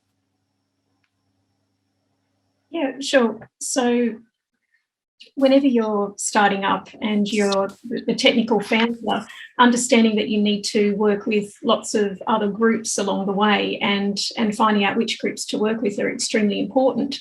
Understanding that the technology that you have may be absolutely awesome, but if you don't actually have the commercial aspect happening at the same time, as Scott's mentioned, which is important, you're really missing, you're going to miss the boat. As is, finding out network-wise in terms of who's going to help you with your R&D tax, that you have a good commercialisation lawyer in place, that if you're doing additional R&D, where are you going to do that R&D? If you're building a prototype, who are you going to get to help you with the prototype? So in the initial stages, it's not just, I'm the one-man band, I've developed the technology, and therefore, because it is so awesome, it's just going to rocket off and sell itself. Number of times I've been told that and then said, well, why is it that you've actually come to chat to us? The commercialisation aspect is really important, and thinking about it and not just going, hey, we'll chuck in a marketing intern and they can look after the commercial aspect isn't really going to help get your product to market. So, yeah, finding out early who to connect in with and take as much advice on board as possible and look for experts to be helping you, not thinking, well, the expertise is the technical and everything else is really, anybody can do it, is a really important lesson. Thanks, Natalie. Mike, I can see you're about to jump in, so please do. I have to agree with Natalie about the the commercial aspects. You can't just put the intern on it, that's for sure. It seems like, you need, in my mind, the engineering effort or the scientific effort is the first half, and many people can do that, but not many people can do the second half to get the thing to market. We meet a lot of very early stage researchers that have some really interesting technology, but they can't talk about it in ways that allow them to convince investors or management of potential customers to get on board. So they'll be talking super deep on the tech, but they're not really thinking much about the business. And it takes some time to get them to the point where they're able to actually have a fluid conversation with an investor, for example, around why you want to invest in this. It is a great technology, but why is it worth investing in? And one comes to mind. I've just spent 3 months working one really early super engineer, super technical geek, but the business side was just not quite there yet. And so it took 3 months to get that presentation to the point where when it finally came to a set of investors, it's like, oh, right, we get that now. But 3 months ago, it was just, a complete technobabble, but not really hitting home on the key business reasons. So that takes quite a lot to get them. And we've done this with, literally hundreds of researchers through the CSIRO ON program, where you've really got to start with, you've got fantastic tech, but we've got to help you take it. And you're going to have different audiences and different messages you have to give those audiences. So the message for the investor is going to be very different to the message for your potential staff, which is going to be very different to the message to the technical staff at the customer or prospective customer, or the management at the prospective customer. They're all different messages that have to be delivered well. But yeah, to your point, Natalie, the sales bit is the last half, and that's the hard bit. Well, not the hard bit, it's just the bit they don't think about. Yeah, well, from an investor point of view, you're putting money in and the hope that you'll get it back at some point. And for you to get it back, someone needs to be buying the stuff at the other end of the journey. So very much about beginning with the end in mind. We might keep talking about communication because we've sort of got onto a communication theme. And so let's talk a bit more about communicating, particularly with investors and honing that message. So maybe, Scott, if you've got some comments in terms of, conversations you've had or you've been party to in terms of that investor conversation. Absolutely. So when it comes to communicating, we have extremely complex products, right? It's a combination of software and hardware, and even some of the greatest engineers from an electrical perspective and a renewable energy perspective, it's mind-boggling to them. So it becomes a bit difficult to communicate the technical aspect. And I find that investors, they want to know what the end result of the technology is, not all the bibs and bobs and all the wires and the cables and all the rest that comes along with whatever it is you're building. So for us, what I've done with our marketing team is I've said, hey, let's whittle this down to 3 bullet points that are results-focused bullet points, right? So, what does the technology achieve? How does the customer benefit? And how does it make money? Because ultimately, you've got to have a plan to sell the product into the market. You have to have a total addressable market. If you haven't properly identified that and your investors don't understand what that is, they really don't know what they're investing in. But investors are investing in something that's going to generate a return, and they want to know that it's going to work. But really, that is up to the founder, and that is up to the people that surround the founder to sell the investor on trust. And at the end of the day, if the investor does not trust that you are going to be able to deliver the product, they certainly aren't going to be able to trust that you're going to be able to sell the product. Early on, we established the investor's knowledge as it relates specifically to what the product is going to achieve. And then after the investor's engaged, we then take them on the journey of what the technology looks like and how it works. But initially, focusing on the technology is not going to achieve good results in any possible capacity. Definitely. So a great theme of simplification there. And Natalie, I know that from your bio that you have both qualifications in science and in marketing. So it seems like it's a perfect mix. Maybe you can elaborate on some of the tips for, simplifying the complex and speaking intelligently with investors. Sure. So as a chemist, I've got my own technical language. And whenever I'm talking to chemists, we can shorthand everything, periodic table, that sort of thing. And then when you're talking to non-chemists, then you've got to change the way that you're explaining things. And so what I find is if you imagine that you're talking with a 12-year-old, if you're talking about your technology and you've got to explain to them how this works or what it does or why it does it, then you really start breaking down the language. Now, if it's a bit difficult to go to I'm talking to a 12-year-old, don't happen to have one around handy or, that sort of thing. One good thing to do, particularly when it's written communication, is actually copy and paste the text into something called a gunning fog index. So if they type that up on the web, gunning, Gunning, then fog, F-O-G, index, it's a readability test. And basically, it'll come back out with a number. And the number will actually tell you how many years of formal education you need to be able to, that you've had to be able to understand on the first reading of what you've got, right? And so ideally, you don't want it to be higher than 12, which is year 12 education. If you're going for more of a general audience, then you don't want it to be above 8, which is what you find, I guess, the common newspapers are like in terms of understanding. So that's a really simple thing for all, technical, engineering, science people. Grab your text, chuck it into there and see what it comes back with, just for a reality check for you. And then you need to start removing all of the really big jargony words and shorten the sentences, right? So that's really helpful. Because, we've got things like, we've invented a novel polypropylene film that'll blah, blah, blah, blah, blah, blah, blah.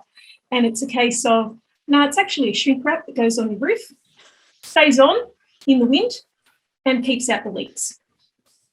Pretty darn simple compared to, the original technical focus of what it is and how it works and all the rest of it. So, they're really just simple type of communication things. But if someone implements them immediately, they'll really start to get an idea of how far they're aiming and where they should be aiming. I like that, because when you're in your own universe, that what you're used to makes sense to you, but as soon as you step outside, so I like that gunning fog, a scientific approach to simplification. So Mike, let me turn to you. I mean, you are a regular investor, so I guess you've probably seen quite a spectrum of pitches and explanations. What are some of the things that make your job easier, and what are some of the things that maybe drive you nuts? Geez. Look, I think, just to go back to a couple of those points back there, I mean, engineers talk about, and scientists talk about specifications and technology, but customers actually buy benefits. And so it's really hard to get them to actually think in that terms. And sometimes, because we do deal with such a wide variety of scientific engineering fields, not every person in our team has the same amount of expertise across all the different zones. So in some cases, you do have to go back to that. Okay, tell me the base level about why this is great, why we need to worry about not the specification, but the benefit. I think, to add to your point, Natalie, the Hemingway app is one that I use all the time that I think uses something either similar to your index or the Fleishman index, I think it is. That's quite good as well, and gives you a score, which is great. So, one thing that's one thing is whether they can communicate the benefits to the investor, to the customer, the likelihood that they're going to get that. I think other things that sort of drive me maybe a little bit nuts is quite often you get people in the STEM space that try to convince you that there's science when there's actually not real science there, if that makes sense, or there's pseudoscience, or maybe there is wishful thinking science. So we'd really love to be able to do this. This is what we're aiming to do, but maybe there's not so much science underneath that, or it's more we would like to be able to do it, not we can do it. So trying to work out what's real there and what's not real there is a little bit of a challenge. I think people that are not self-aware about what the risks are. In some of these things, you do have science risk, you do have engineering risk. The three things that will trip you up in life in venture capital every time is physics, chemistry, and biology. Those three things will screw you up every single time. And if you think you've got a better solution to some of those, they'll bring you back into line sooner or later. And so, you have to be, what would you say?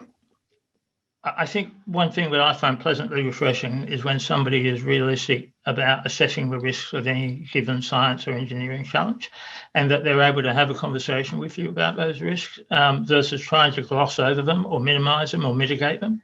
And so I find that's refreshingly good. The opposite is it's really frustrating when you don't get that. I think that's probably enough on that side. Just remember, physics, biology, chemistry, they screw you over every time. Thank you. We might, while we're on the communication theme, pivot to communicating with your customer, or the person that you hope will one day be your customer. One of the challenges for a highly technical business is, I think, Natalie, you alluded to it, people say, well, this is such a great product, everyone's going to want it. But that may or may not be the case. So I might get you and then Scott to comment on how you actually engage with who you hope will be your customer to work out, are they really going to be your customer? And if so, are you providing something that they're going to want? I guess market research is key to this in the first instance. And also it goes back to the technology and why you developed it in the first place. Because if you've developed a technology because you're really interested in some space and you're heading down this pathway and you haven't actually checked it with anyone in terms of whether it's actually going to meet a market need, then you're basically just chucking a lot of money down a particular avenue, and then, maybe it'll get commercial later. So ideally, you've been speaking to people in industry, you've worked out that there's this problem, you're working on a solution for it, and as you're working on the solution, you're sort of testing it with people, obviously when it's in a sort of a protectable state to begin with, but that you're actually getting feedback into it about how big a problem it is, what sort of things they've tried in the past. Really, the more knowledge that you can glean all the way through the development of your product will make it easier to sell at the end of the day, because you found the pressure points, you found what they'll pay for, you found out what else is out there in the market and how different yours is. And so all of those lead you down to actually, when you create the marketing material, as Mike was not suggesting, but saying, it's about the benefits to that client at the end of the day. And you're picking up in your market research and you're constant talking with them about what it is that they want and how it's going to help them. And so therefore, the best marketing is actually putting what the customer needs into their words and putting it back at them, so that when they hear them, they think, yeah, that's exactly my problem. That's exactly what I'm going through. Absolutely, I really want that because that's going to help me. And that's where the marketing comes from, and the good communication. So, yeah, I take them down that journey, and that's how it gets out there and it works. Lovely. Scott, I mean, you've got a leading piece of technology that you're working on. How do you have those conversations with the potential customers to convince or to work out that there's a fit? Well, this is a really great conversation, first of all, because this is the foundation of any company, any product that's being developed, and really great contributions there, folks. For our company, what we do is we come up with a great idea. Now we'll all sit around, or all be laying in bed at night, or I don't know, on the golf course, and I'll say, oh my God, I've got another idea, right? And I'm super excited about it. I come back to the office, I tell everybody about it, I get everybody enthusiastic, and then we go, yeah, but are people going to buy it? We don't know, right? So we've got 3 major products in development in the renewable energy space, and it's extremely exciting, and we're excited about it, but we don't know if the end consumer is going to purchase them. So what I do is I stop and I say, okay, we're all very excited about this. Let's go talk to people. Let's go talk to customers. Let's go talk to them before we talk to investors about the research and development that we'd like to start taking on. Let's have a conversation with the actual customers who would purchase this product, this concept of a product. So what we'll do is we develop a kind of a 1 or 2 page document, and we'll send our salespeople out, and I'll go out and I'll meet with people in the industry.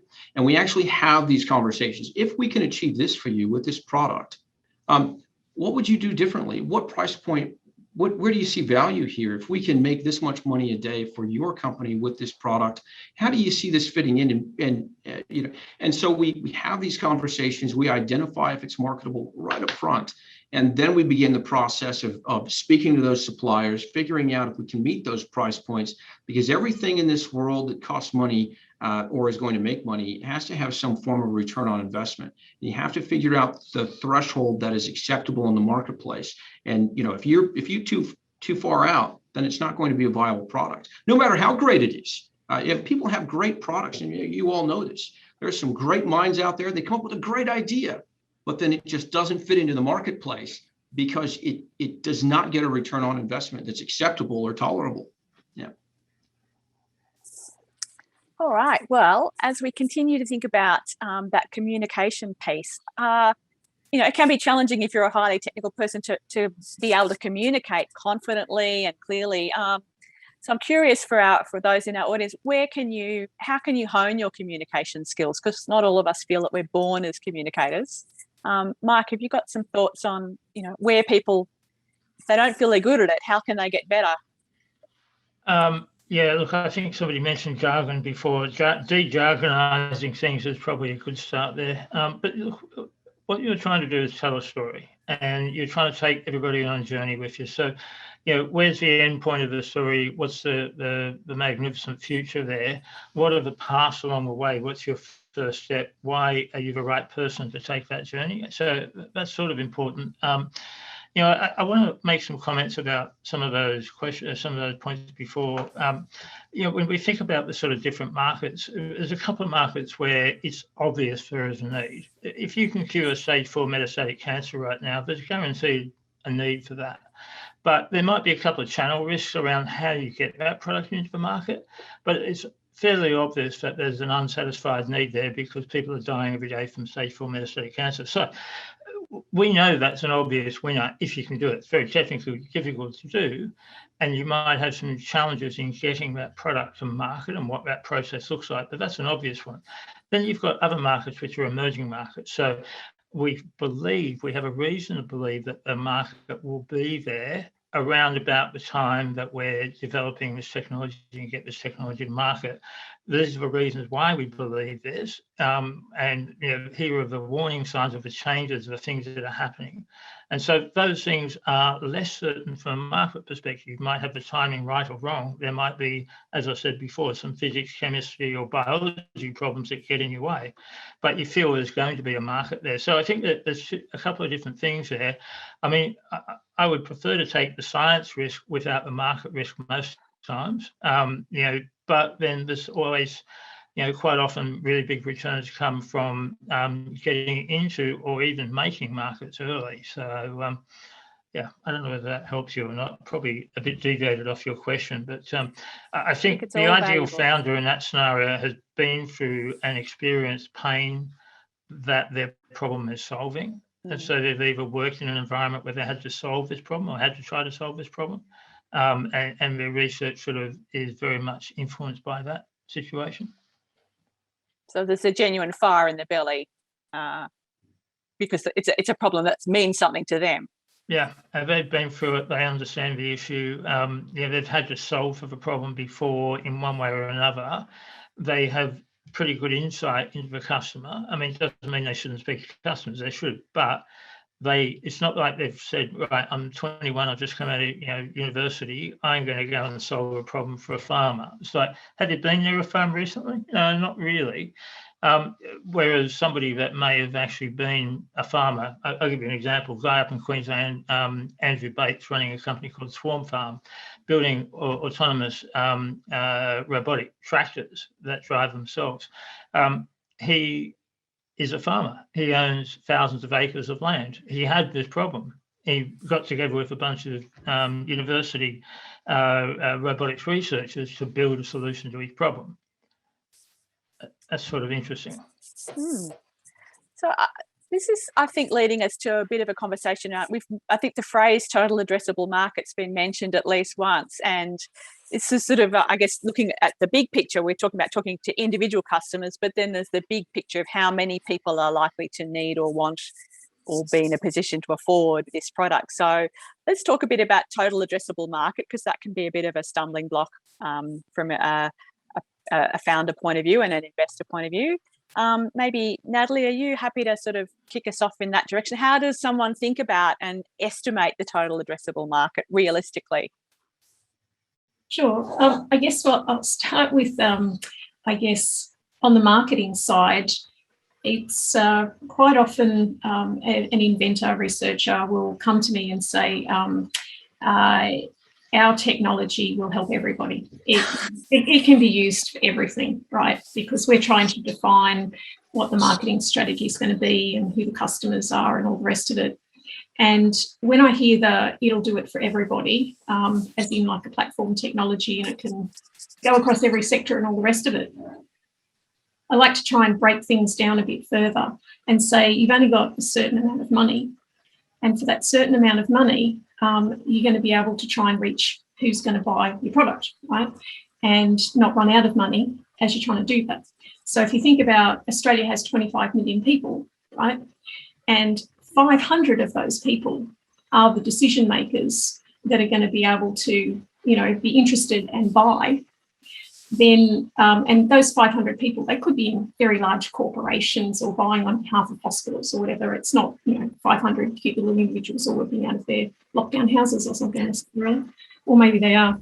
But if you're trying to target 500 people out of a 25 million possibility in Australia, then how do you do that with a budget of, 50,000 or 100,000, right? So that's when they need to be able to look at exactly what this market looks like, who that buyer looks like, why they're buying, where they go to get their information, what type of industry. You need to start nutting down a lot more targeted to be able to define who or what this buyer is and why they're buying and how to get to them with the very, very limited funds that you have.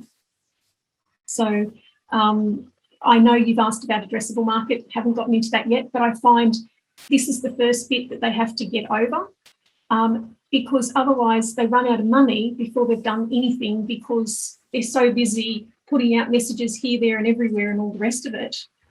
So a targeted approach.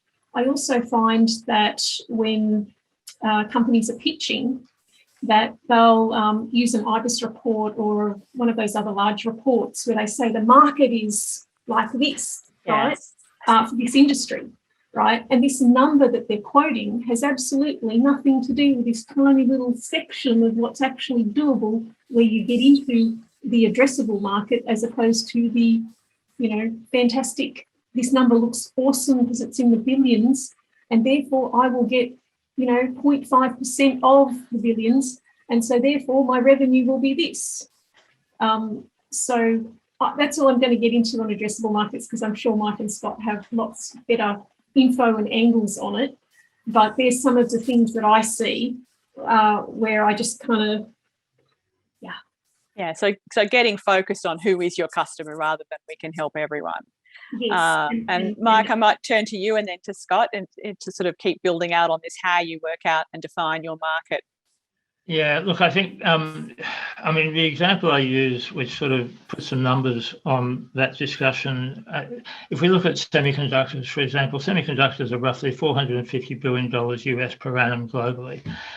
So if somebody comes to you and says it's a $450 billion a year business, you're going to say, well, wait a minute, that's the gazillion different types of semiconductor. What are you making? Well, I'm making a wireless chip. It's like, okay, well, about 60 billion of that is RF related wireless products, but around 20 billion of that are Wi-Fi related products. And then you're making a particular version of Wi-Fi, which is probably going to be about 3 or 4 billion. So it's actually not a $450 billion a year market. It's probably a $2 billion market, but I don't really worry that much about the precision of that number. What I'm trying to understand is whether it's a believably large number, and whether there is, whether we are talking about the same thing, whether it is, the product that's being built, is that going to be able to go into a believably large market and be successful? Whether it's 2 billion or 20 billion, okay, 10 difference, that might be a bit, times 10 might be a bit big, but as long as it's in the multiple billions and it's not hotly contested, I'm okay with that. So lots of people quote you these massive market numbers, but I don't believe many of them. And you can go and find 20 different versions of them by Googling pretty quickly.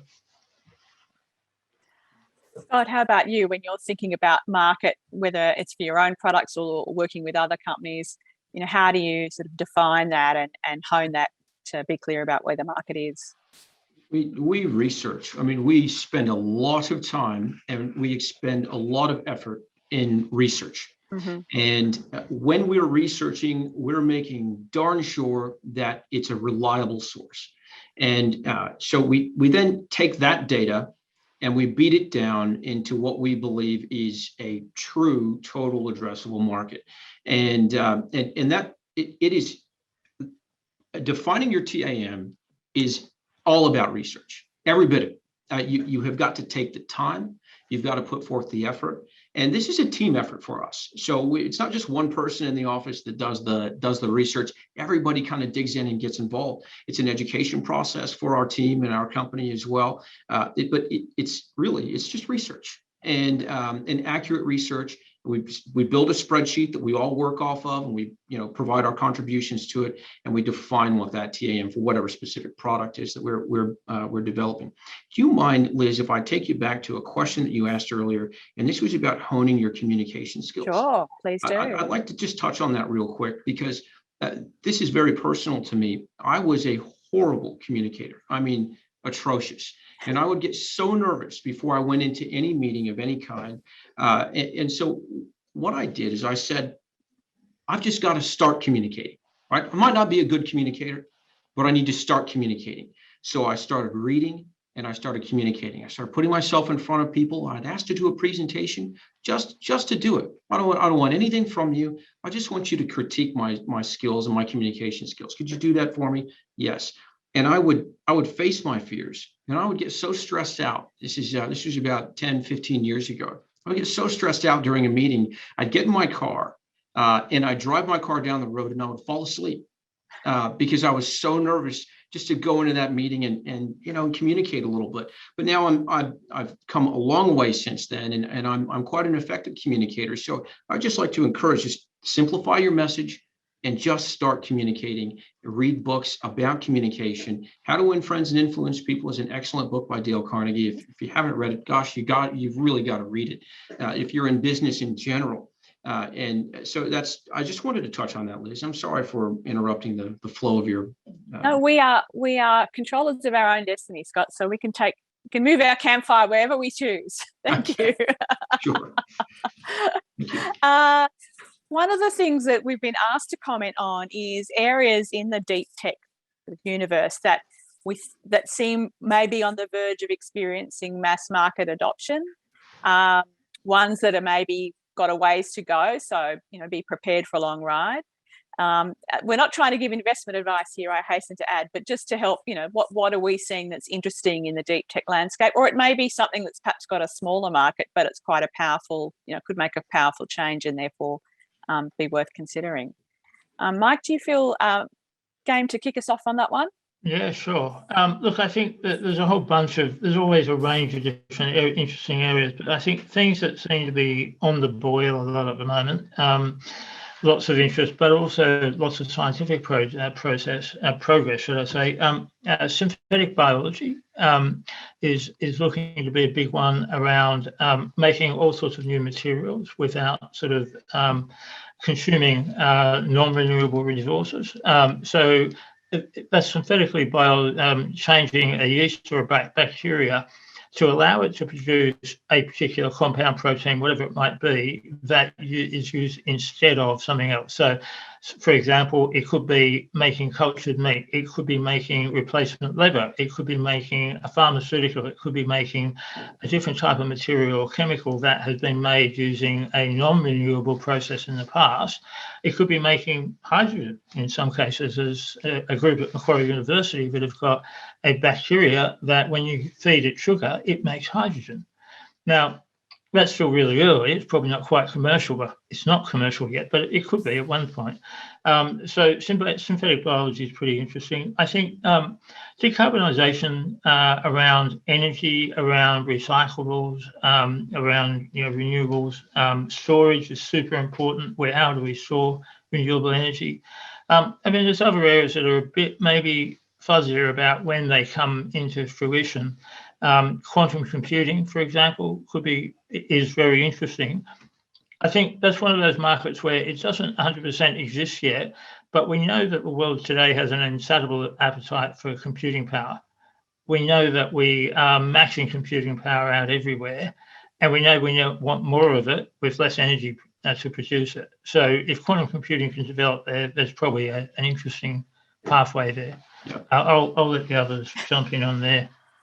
And I want to make an observation at this point, because one of the features of investing in this sector is it's not simply about getting a return, which obviously an investor needs, but also often the sense of, well, I'm investing to make a difference, to bring into life a product that the world needs, whether it's making a difference in energy or renewable resources or health. And so that alignment of the passion for the particular problem that you're solving, I think is quite an important thing for an investor to think about, particularly if you're going to be on a long journey. So I might pass to Natalie and then to Scott in terms of some areas that you think are, interesting, hot at the moment, or potentially emerging. We tend to get involved with technologies that we believe are going to help people and the planet effectively. So that's a big driver for us.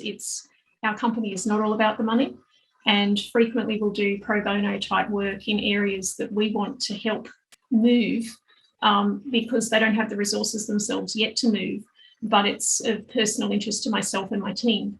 So, particularly in carbon removal, if you like, from the atmosphere. So we're involved in something in that sense at the moment, which will pull carbon dioxide out of industries, turn it into other materials that are of use. So I can see a lot of that now that we've got, I guess, we are getting a lot more focus on that globally, more so outside of Australia, unfortunately, rather than in it. But it would be nice to see, I guess, some of the focus like there's lots of industry in Australia, I think, that are in renewables. We want to do something about climate change. We want to do carbon emissions. And so I can see that all building. And I'm really excited about that space and us being in it. Same with food, as Mike was suggesting, in terms of different ways of not eating animals necessarily, and alternatives for healthy living, but also the fact that the planet's changing, our environment's changing, and resources are limited. So looking at other ways that we can address that. Also personalised medicine, instead of, a bulk shove of this into everybody is going to work. It's not working so much. So personalised medicine is becoming a much bigger thing. And also batteries, in terms of when we're talking about renewables or electric vehicles or drones, none of them work so well unless they've got a battery as a backup. And so life of batteries and how to extend that, and then also recycle the materials in batteries. So that circular economy people are thinking more about as well. And I'll pass to Scott. Scott, what are you saying? I concur with your assessments, both of you, and you're spot on. The clean tech, renewable sector is going absolutely insane. Now, EV tech as well is also going to be massive. So everyone knows. I think all of the countries of the world are going to start moving into the EV sector. I think the United States, Australia, England's already, I think, said that all of their vehicles need to be EV by the year 2030. Don't quote me on that, but I think that's correct. But the for us, another thing that's really big is communications, because means of communication, low orbit satellites and whatnot. What Rex Energy is in the process of doing, or I think tomorrow will likely have approval on building one of the first large-scale renewable energy generation plants for the country of Papua New Guinea in the middle of nowhere. And in order to do that, we have to have good communications because everything is cloud connected with us, right? And so this third world investment, by the way, is going to continue to grow, and the world is kind of figuring out that you can't burn diesel generators and thousands of diesel generators constantly in Papua New Guinea, and then or in Samoa or wherever it may be. But then in our Western civilization countries, everybody's got to have solar panels, right? So I think that what's happening is you're seeing Western countries begin the process of investing into the likes of Papua New Guinea, the Samoan Islands, and Indonesia even, in order to help them catch up to the rest of the world, because these are the big polluters. It's the same thing with the ocean, right? You can clean up the ocean, but unless you solve the problem, and so you're going to see investment into these areas. And I think that's kind of what everyone's been saying. Definitely energy storage, as long as it's thought through and it's an effective product that's mobile, lightweight, and has longevity. Lithium doesn't have longevity. I'm not a fan of lithium. We do not use lithium in any of our products in any energy storage. But the way the world is moving right now, especially in this energy sector, you see it, you hear it in the news, you see it in the news. It's a daily discussion, is that our legacy energy transmission and distribution and production systems can no longer cope with what's happening. We're adding the EV load. Everybody, I have an iPad, I have a little tablet that's like a paper tablet that I use for notes, and I have a laptop, right? And we're charging and I have a phone. So we're charging all these devices. We're now going to be charging our cars. We're shutting down coal-fired power plants, which I understand. In order to do that, you're going to see small generators at multi-tenant sites, large regions of the city. You're going to see small generators commingling with the legacy generation systems that have been around for 100 or so years. And I think that area of the world and that area of business is being invested in heavily. And it's being invested in heavily from America, from the United Kingdom, from India. We have 9 families that exist in the Middle East who are looking at investing into our company, and they came out of nowhere because they recognize that oil is dying and they've got to diversify, how they make their money, right? And the future is clean tech. That's a very long-winded answer. I'm so sorry. Can I jump in there for a sec? So Please do, Mark. what do you see there from an energy perspective? You mentioned you don't use lithium. What's your solution? What is the tech? That is such a good question. So right now, what we've tried vanadium flow, and I really, it's an interesting product. The reason I really liked vanadium flow is one of our objectives is we want to invest in Australia. We want to buy Australian products. We want to integrate that into our product. We want to make sure that the bulk of everything that we're building here in Australia comes from Australia. This country is an amazing place, right? So one of the largest vanadium deposits in the entire world, I think the largest, is in North Queensland, right? So that's why I looked at vanadium flow initially. It's not a bad product. It has its good applications. It actually is also quite sturdy under fairly high temperature, which is great for Queensland. We're in the Gold Coast here. It's pretty hot here. But aside of that, I see ultracapacitors and supercapacitors being incredible methods to store energy. They have the cycles that the world needs, and they also have obviously the longevity, right? And they're quite frankly benign. Lithium, as you know, lithium can catch fire, and once it catches fire, God love you, you're not going to put it out. So I'm not a huge fan of lithium, especially when I'm integrating it into buildings where people live.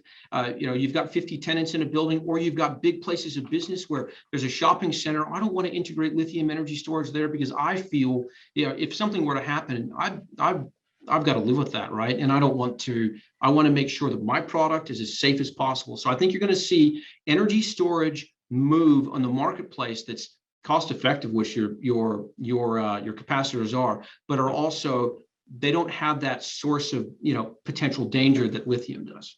Yeah. So, but I mean, I'll say to you that lithium. Mike and Scott, I'm going to exercise moderator's Okay. privileges here. I mean, we could have a really interesting discussion about just this question, and I've let it go on because you guys are both passionate, and also it's a great illustration that all of these new technologies are solving quite complex problems, and you may solve one problem and create another one. So you need that research, that planning, that collaboration with multiple sources of expertise. So Mike, if there's anything you're dying to say, you may say it, but then we're going to, and I'm going to give Natalie a chance to weigh in on the energy storage point Natalie, as well. You go for it, Natalie. Look, all I can say is when you're talking about, you're worried about things catching fire. Yeah. Hydrogen storage. Oh, that's extremely tight. Agreed. What Concur about with your gas? assessment. Yeah. What about gas? We've had gas in our buildings for 150 years. This is true. It actually does catch fire. We've had petrol in our cars forever. It catches fire too. The lithium fire thing is pretty, let's just say there's gazillions of them, billions of them around the world. They're not catching fire very often. It's pretty unusual. So it's a point. In fact, the bigger thing against lithium is the fact that it's actually pretty hard to extract. There's not enough of it for future demands, and I suspect we'll see a lithium and other battery metals spike at some time in the near future. And they're actually pretty dirty in some ways because the recycling of those in 10 to 20 years' time is going to be a bit of a problem, but it's still better than coal, and it's still better than gas, and still solve that problem. I think the problem with batteries we've got at the moment is, one, we've got a material shortage that's already happening and coming. But secondly, they're very peaky sort of things. They do well for 2-3 hours at a time, but they don't do the sunset to sunrise problem well. The only way to scale them is to go and add another one or another one or another one. Something like hydrogen gives you an ability to scale out that by adding more storage, which doesn't massively increase the overall balance of plant. And so that's one aspect, but that's still got some technical development to go as well. We're still, in my mind, we've still got a couple of challenges to solve before we can switch the coal plants off. And that sunset to sunrise, we have to solve it. And the thing that's getting in the way is materials and chemistry. Physics and chemistry, they'll kill you every time. And that's what's happening with batteries. Yeah. So this has been a lovely mini case study for our audience. Whether you're a founder thinking through your strategy, there's always extra angles to be thinking about it. You're not just solving one problem, you may be solving multiple problems. And for investors, these are maybe the questions that you're going to be asking the founders. Well, what are the implications of this? Is this renewable? Is this creating a different problem? Is this medical product going to create side effects? So this has been a great illustration, team. So I'm very grateful to you. We're going to wrap this up fairly soon. I just want to open it up again in terms of things that an investor's looking for that maybe founders overlook. We've talked a little bit about market. We've talked a little bit about focus. Maybe there's a question around team. We haven't talked much about team experience, a bit more about competitive advantage. So I'll start with Natalie and then go to Scott and then Mike. So some things that perhaps people overlook that are important to investors. Well, you're right in terms of team. So the team is really, really important. It's not just about the technology, it's not just about the market, but it's also about the team. And in some cases, the technical founder is great at being the CEO. And in many cases, they're also better having a co-founder or a commercial CEO that's in charge instead. So I think there needs to be a recognition early on in the piece of who's good at what, and complementary skill sets to build up a really, really good, strong team and it doesn't necessarily just have to be the technical founder. Being the CEO is the only model. Very good point. Mike, what about you? What is it? You might want to build on that team theme or another element. Look, team's important, no question. And I think it's important to say, though, where you start when you start with as an early stage investor in a deep tech company, you can't expect it all to be done yet. That's your job, is to help get through that process with them and to help them. If one thing that's not useful is if they're not flexible, open to feedback or willing to adopt new ideas, if they're willing to think about areas that they don't know about, like business development and marketing. That's fantastic. One of the things I say is that if you want us to invest in you, I know you don't know much about sales and marketing. What I need you to do is commit to be world-class at it at some point in the future and build towards that. I know you don't have it today. That's okay. We'll build that process out for you. But you've got to recognise what stage you're at. Yeah. And Scott, what would you add to that mix?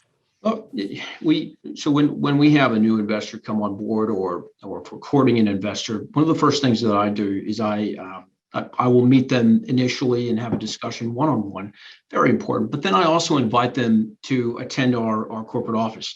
I do, and both of you are exactly correct. I introduce them to my team. I explain the roles that each of these individuals play into the development of our products, and what marketing, whatever it may be, and that's really important. But one thing that's at the end of the day, the question is does your investor trust you? That's it. That is where the rubber meets the pavement. So your objective as a founder is to explain to the investors who you are, what your background is, exactly, introduce them to the team, but it's do the investors trust you? If they trust you, then they're going to move forward with the investment. And if they don't trust you, if they find any doubt that you're going to be successful, all deals are off. So it's all about explaining to them your journey, your plan, and business is chess. Plan your next moves and plan them far ahead and show the investors that you've planned, because you just like in the military, you act very quickly, but you act very quickly. That is on the foundation of methodical planning. And if you can show that you have a methodical plan in place to win, and you've designed your products to fit into the market, and you know the market, you understand your competition, boy, you're going to win a lot. Your hit ratio with investors is going to be a lot higher. But you also got to be working with the right investors as well. Some investors just don't have the understanding of the industry that you're in, and therefore they're going to have a lower offer than someone who understands the industry that you're in. And they're like, yes, I get it. Oh, I'm really excited about this. So yeah, I suppose that would be my answer to your question. What I might do now is go around one more time in terms of let's put our minds to the investor perspective in terms of, for the investors who are watching this and starting and thinking about investments in this sector, some of the qualities, or like how can you actually be supporting the founder in the long term, whether it's not just money, it might be your connections, it might be your coaching. It might be just being willing to cope with bad news. So let's think about some tips for our investors in terms of what you need to be ready for, so that you can be most effective and less surprised. So I'm going to go Natalie, Mike and Scott again, and then we'll probably wrap it up.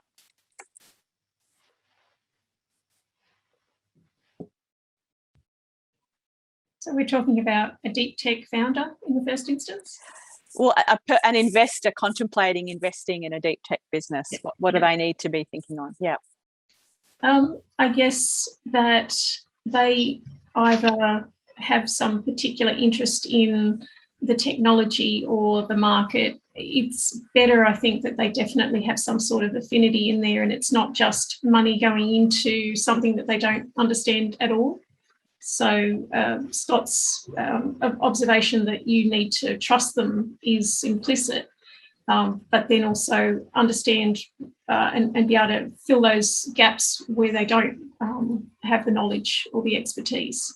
So if they've been primarily in a research organisation and they're a founder of some deep tech, then there's a lot on the commercial side that they may not know. It just depends on, what experiences they've had before and whether they've gone out and done this thing before or it's their first time. So understanding from that perspective, understanding the role that they may want to take, because in some cases they want to perhaps still have a hand in the R&D side of things and ongoing development of the next stage. So understanding from them who the team is going to be and what gaps there are going to be in the team and what role that they're best in is I think a good thing for the investor to investigate.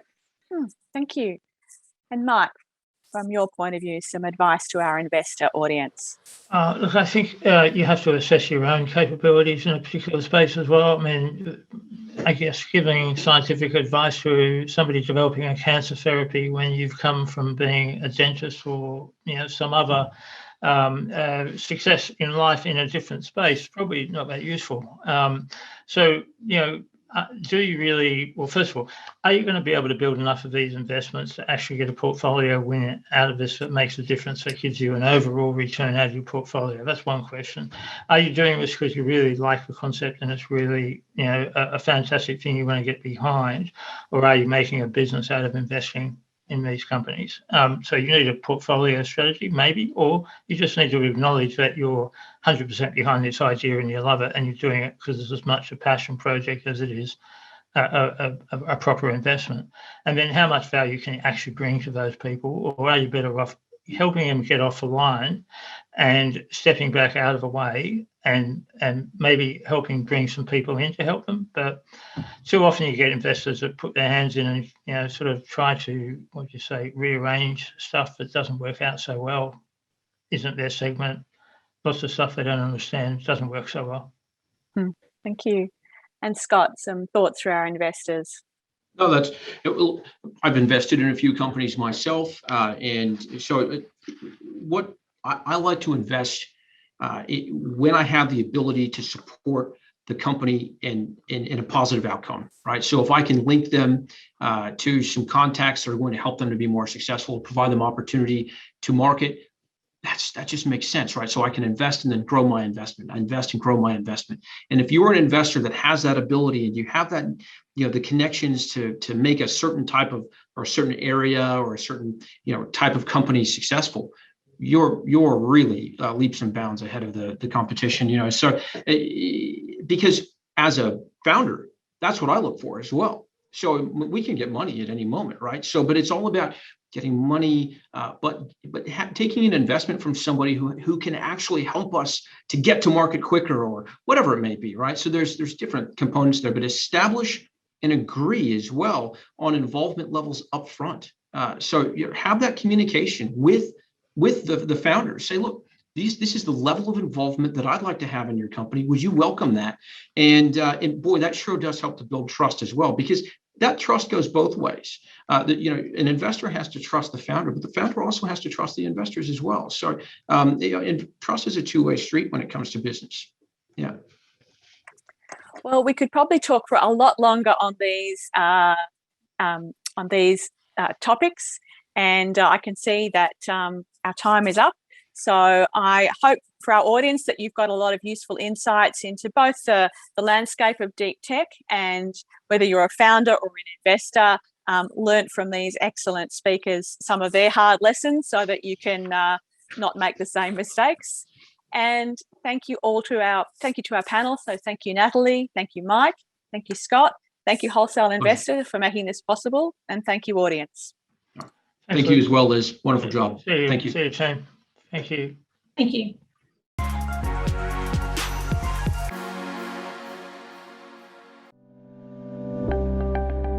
While companies' access to investors has improved, individual investors continue to struggle with access to the strongest, fastest growing companies within our region. What makes WICapital unique is our commitment to make a difference in this ecosystem, to find the gaps where we can bring our expertise and know-how in order to assist investors and make an impact in their investment management process. We have created WICapital for investors to participate confidently in exclusive and scalable investment opportunities. This will be alongside a community of investment professionals. We are committed to nurturing your investments through innovation.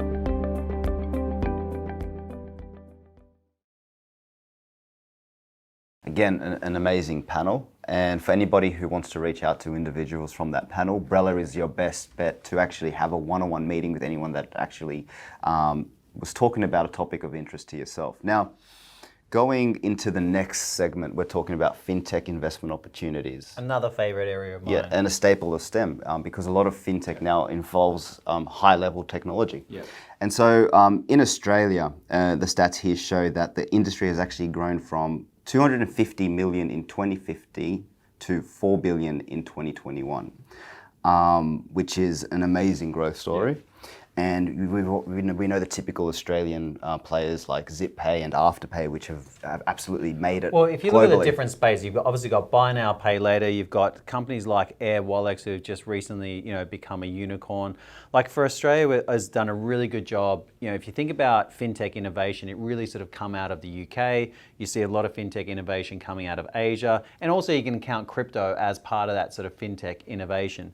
And if you look at this sort of sector now and the companies that are coming through, the beautiful thing that they've got access to is they've got access to network effect, whether it be via messaging platforms. It's not just getting access to the internet, but also the network effect that can be created with a lot of these companies. The more and more they bring on, the more and more customers they bring on, mean that the growth rates that they can achieve are far beyond what they could possibly have done 10, 20 years ago. So once again, from an investor's perspective, when you're looking at fintech, I said, especially a lot of investors are interested in sort of B2C, sort of B2C fintech plays because of that sort of capacity, and also understanding that a lot of the, how can you put it, a lot of the current sort of banking infrastructure is very outdated. The processes are very inefficient and also very costly. But so all the suite of fintechs coming out at the moment, they remove a lot of the inefficiencies with the current industry sort of standard, or the industry sort of stalwarts. Unbelievable levels of agility with these startups, and I guess motivation for a decentralized framework as well with a lot of these startups as well. So, and that actually is a main feature of a lot of the opportunities that we have coming up. So we have 4 exciting investment opportunities in the fintech space presenting now. And if any of them are of interest after you've watched them, please feel free to reach out to them via Brella, but also request access to their crisp deal rooms.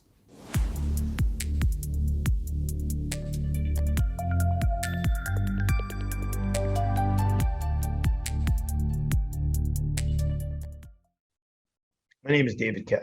I'm the Executive Chairman and Chief Investment Officer of LitiCapital. LitiCapital is the next generation of fintech. We are private equity for the blockchain. Now, the best place to start is at the beginning, with my background and the background of my partner, Jonas Ray. For the better part of the last 10 years, I was one of the founding partners and portfolio manager for $1 billion plus private equity firm based out of New York and focused on litigation financing. Jonas is the founder and owner of the largest private asset tracing and intelligence firm in Switzerland and one of the largest in Europe.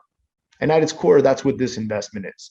It's a private equity investment where you would be investing with experienced managers who have acted as fiduciaries and ultimately generated returns for investors for the better part of a decade. Now, one thing that's worth noting is we're also one of only 3 companies that have regulatory approval from Switzerland to list our shares as tokenized equity. Said another way, your investment in the Liti token is regulatorily compliant in Switzerland, which is where the company is based. Let's talk for a minute about litigation financing. Is the highest performing asset class in the last 10 years. It's beaten out private equity generally, real estate, credit, and hedge funds. And again, at its core, that's what this investment is. It's an investment in litigation financing. As a Liti token holder, the minimum return that you would be entitled to are the cash flows that come from the investments and the portfolio that we create, curate, and ultimately monetize. And as an investor, just like in any private equity firm, you would be entitled to 80% of any profits that the company makes. But here's where it gets interesting.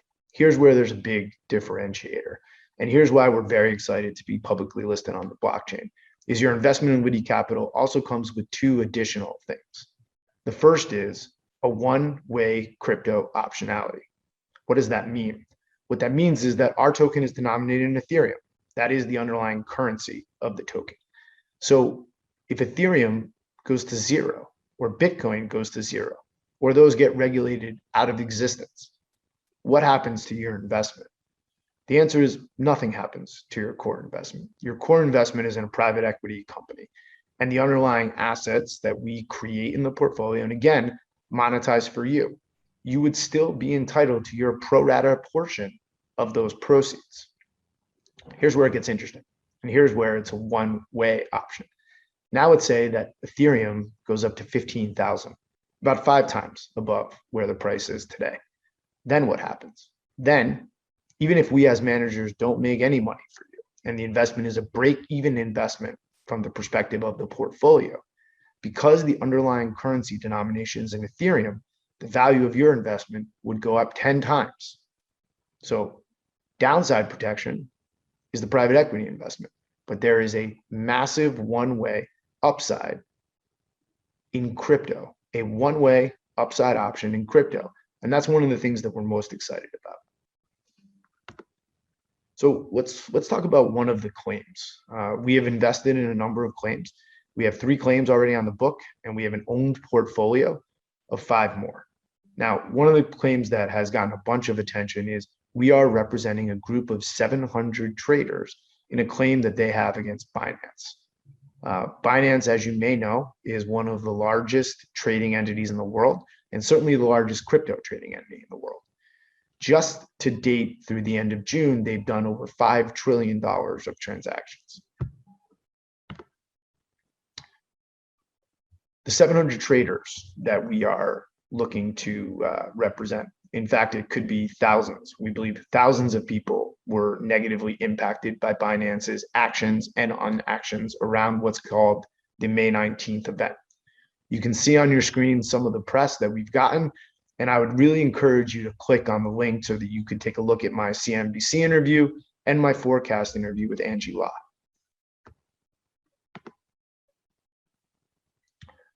Let's talk a little bit about valuation and liquidity. If you look on your screen, you can see some of the core statistics. Since LitiCapital went public, we have more than tripled our token price, and our current market cap is about $40 million. Most importantly to me, our liquidity is somewhere between $1 and $6 million a day, which means that in private equity and litigation financing, another downside that's really rectified by being able to participate and be listed on the blockchain is illiquidity. One of the reasons that litigation financing gets such high returns is because the assets are generally illiquid. By investing with us, not only do you have a one-way crypto optionality, but you also have liquidity on what generally is an illiquid investment. I also believe that we are fundamentally undervalued. We do have a $39 million market cap today, but with just the 3 cases that are in our portfolio, we believe that the potential asset value is in excess of $250 million. We own 20% of $1 billion plus case. We own 10% of a $200 million plus case, and we own 30% of the Binance claim, which could be in the hundreds of millions. Even when you discount those potential rewards backed by risk and time, we very much believe that we are fundamentally undervalued today at a $39 million market cap. So what's the ask? A couple of asks. The first is, check us out. Take a look at the Binance claim, take a look at some of the press articles and interviews so that you can get an idea of who we are as managers and the quality of the underlying assets and frankly stewardship that we would give to your investment. The second is, I'd like to expand the portfolio. My goal in the next 6 months is to get to 10 to 12 cases under management. And that's a size portfolio that makes sense, and it's a portfolio size where I feel comfortable that I will be able to generate the same returns that I have over the last 10 to 12 years, which is 30 to 50% cash on cash returns each year. To do that, we'd like to raise $30 million. Now, wholesale investors who we've known for quite some time, they've negotiated a discount on the current trading price for their investors. So to the extent that you are interested in investing, please let us know and we will give you a discount to the current trading price of Liti tokens. And we would love very much to have you join the Liti community. I hope all of you are having a wonderful day, and I hope that you reach out and continue to do some diligence and ultimately join us here at LitiCapital.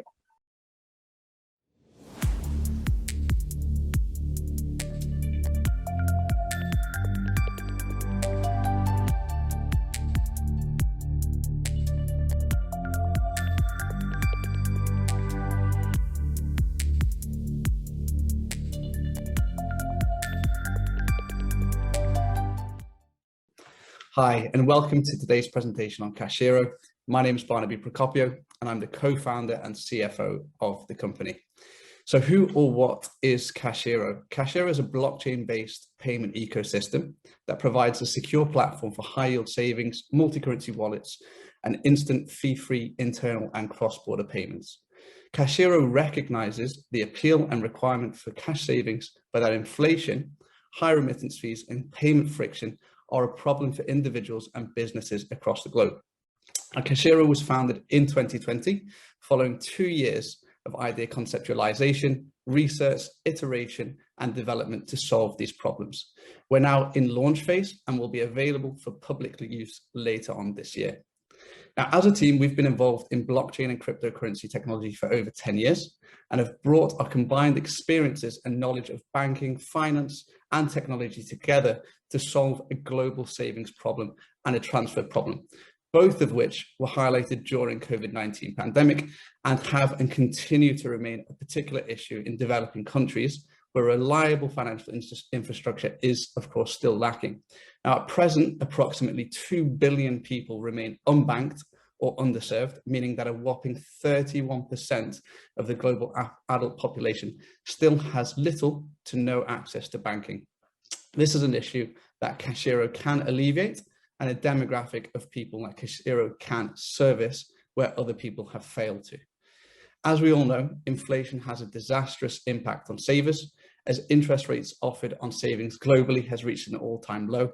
In many cases, the real rate of inflation is greater than the rate of interest offered. Cashero thus has been built to remedy this issue for savers and investors globally, and Cashero is also addressing the outdated fee and charge-based model pushed by many of our competitors. So, what's our solution? Our solution is an all-encompassing, safe, secure wallet ecosystem that services individuals, businesses, corporates, and charities with a high interest saving account offering between 2 and 5% APY, where users receive and view their inflation-beating interest in real time. A platform that offsets local currency volatility and devaluation risk for users, with less stable currencies giving them access to reserve currencies like the US dollar, the pound, or the euro. Instant, no or low fee internal and cross-border payment transaction systems with no hidden charges. A digital payment system that allows users, businesses, and charities alike to send, request, and receive money globally with full transparency. And ultimately, an offering that provides full flexibility with no minimum balance required, no monthly fees or penalties for withdrawals, and of course, no minimum time period as well. Now, of course, there is a mature and sound reasoning in why we're providing all of these features and services at little to no cost. And that is ultimately to drive users to our platform. With users comes transfer volume and deposit of funds, or funds under management. And it's on these funds that Cashero can create an interest and derive a profit. Now, using a combination of blockchain technology, smart contracts, and lending protocol, we're able to yield farm and create an interest safely and securely for users and the platform itself. Now, with a demand or a need in the decentralized finance space for over $42 billion, Cashero therefore acts as a liquidity provider and lender in this space to create interest that is ultimately passed down to the user. Now, when we come on to market size, the available market size or available market is absolutely huge. It stands at over $29 trillion as it spans over 4 core service sectors: global remittance, instant payments, multi-currency exchange, and high yield savings. With Cashero operating once live in over 120 territories across the globe, we geographically diversify and alleviate the risk of earnings for businesses and also for investors, as events like Brexit or COVID take little or no effect on the business. In fact, there was actually an acceleration of e-commerce business across the globe during the pandemic, with 9 out of 10 e-commerce businesses seeing double-digit revenue growth in 2020 and over $960 billion in transactions conducted on mobile payment platforms in 2019 alone.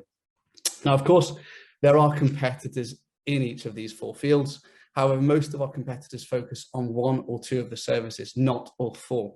But that doesn't necessarily mean that we'll be successful or unique.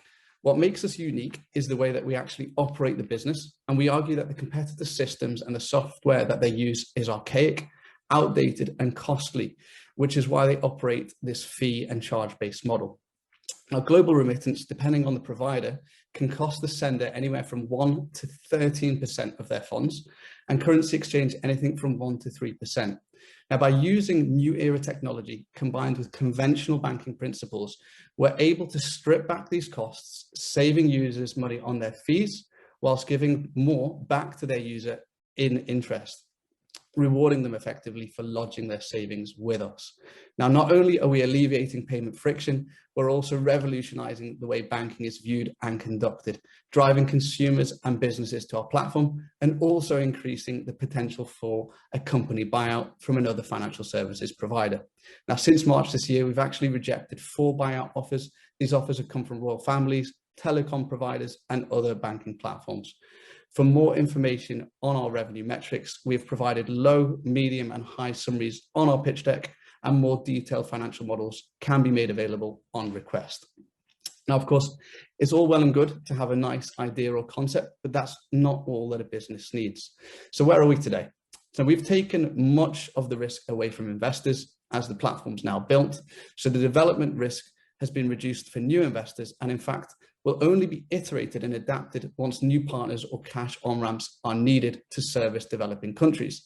Therefore, much of the risk or focus now rests on raising the awareness of the platform itself to attract users, and that's where the bulk of the investment is going. And we're operating 2 main strategies with tried and tested providers and models that have existed for decades in financial services. So we work and have worked with Ladder and HVSEO, our CMOs, for over a year pre-launch. These providers have been responsible for the user acquisition for Monzo, Credit Suisse, Travelex, Aviva, and Chime Bank. These data-driven providers have analyzed the spread between iOS and Android users, which demographics to target, average deposit sizes, the percentage difference between download and active users, and cost per acquisition across over 50 territories.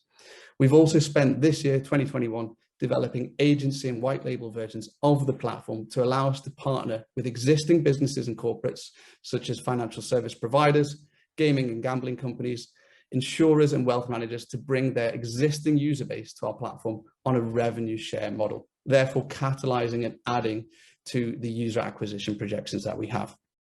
Now, this neatly brings me on to Cashero's business goals and targets. Our target paid user base is anywhere from 3 to 16 million users globally by December 2024. Our target assets under management or depositors funds is around $5 billion by December 2024. And our target is a listing on the UK main market or NASDAQ by December 2024, or trade sale to a competitor or challenger bank between the months 18 and 24. Now, for references and metrics, all user acquisition and AUM models are available to investors, and they're visible on our pitch deck. We also currently have 10,000 pre-registered users and committed contracts that will begin once we go live and launch. Now, with Cashero now in launch phase, it really is an interesting and exciting time for investors, which is why I invite people to reach out, read more, and connect with us. You can view and download the app pre-launch on iOS and Android stores. However, I should point out that it's not yet available in all 120 territories.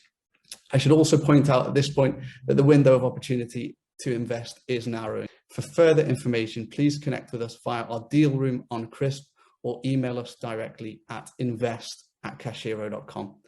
Thank you for listening. Thank you for your time today, and we hope to welcome you on board as an investor in the near future. Take care.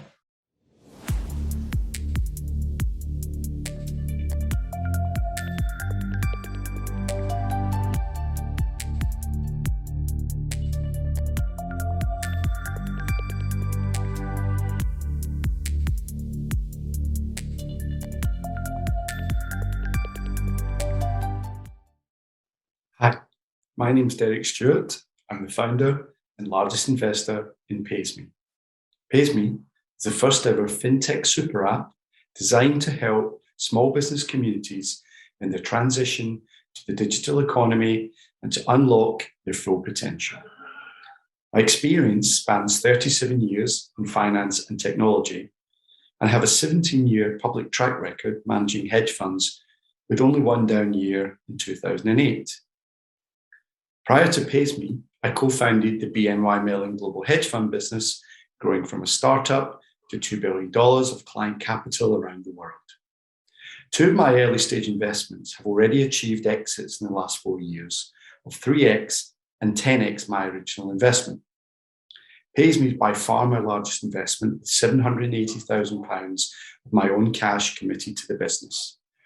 It's also my passion and focus, as my mission is to fundamentally transform traditional small business communities to make a lasting impact, helping them to save time, reduce costs, grow revenue, and compete with the big boys. Many small businesses are the engine of our economy and beating heart of our local community, so in some cases, dating over 100 years old. So it's mission critical that they survive and prosper. I'd now like to run through the key drivers that make PaysMe's business model unique and why I believe we're on a path to become a household name for SMEs. PaysMe is the first ever fintech super app for SMEs, helping in their transition to the digital economy. The problem is there are over 400 million SMEs globally, with many lacking the financial or digital skills to compete with the big boys. The pandemic has only made things worse. PaysMe solves these common pain points by embedding multiple financial services on a single platform, including mobile payments, digital banking, e-commerce, insurance, accounting, and lending. SMEs are the engine of economic growth, innovation, and social development. And with 6.8 million SMEs in the UK and Ireland alone, it's a huge market, and PaysMe helps to accelerate this digital transition. The super app approach brings together a range of embedded financial services for our customers, generating multiple recurring revenue streams and data to enhance our future product roadmap.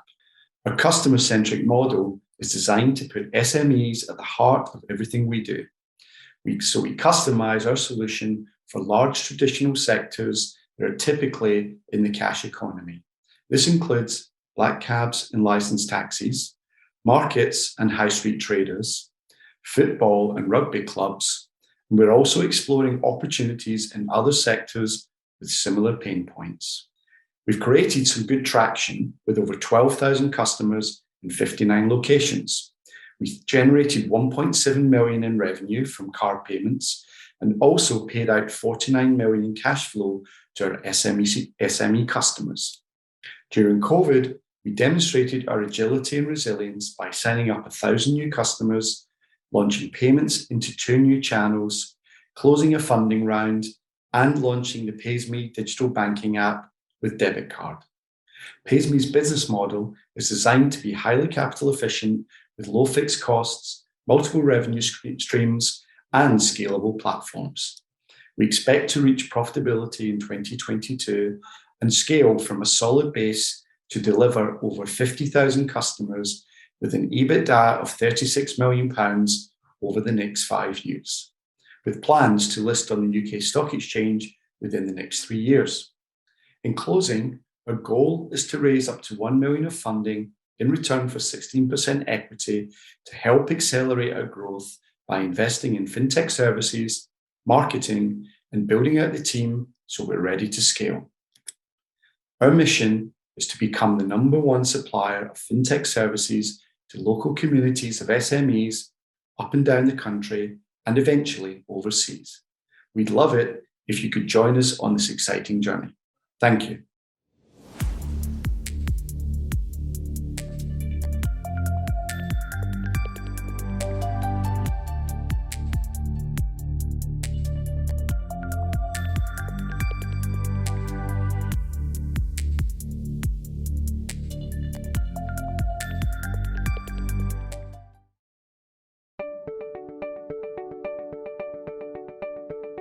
Unimo has been created to be the private investment network for a sustainable planet.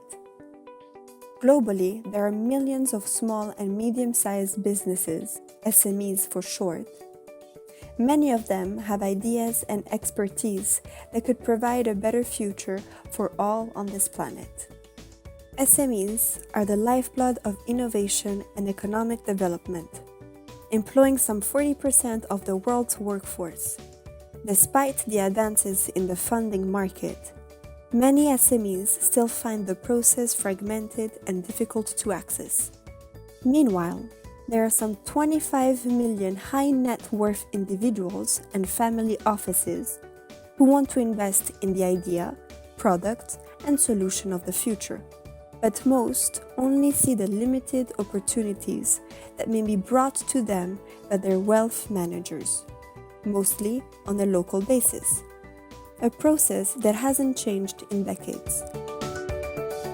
Unimo believes it's time for change. Looking at global disruptors such as Airbnb and Booking.com, they dominate their industries by doing some things consistently well. They're focused, independent global brands, and they have a great quality control through customer feedback. Unimo intends to bring that same disruptive approach, global reach, consistency, and great customer experience to the funding of private companies. Unimo will be a new and leading brand in that space, helping mostly SMEs to raise between 2 to 50 million per transaction. It will take time to create a global brand, but in 6 to 8 years, we anticipate that we'll have achieved the following. A network with 1 million high net worth individual investor members, some 5,000 plus companies funded per year, over 25 billion per year introduced to sustainable businesses, approaching 1 billion in revenue with 50% EBIT, 50 local offices, 1,400 employees globally. Please look at the extensive information about Unimo on the CRIS platform. We look forward to hearing from you. Thank you.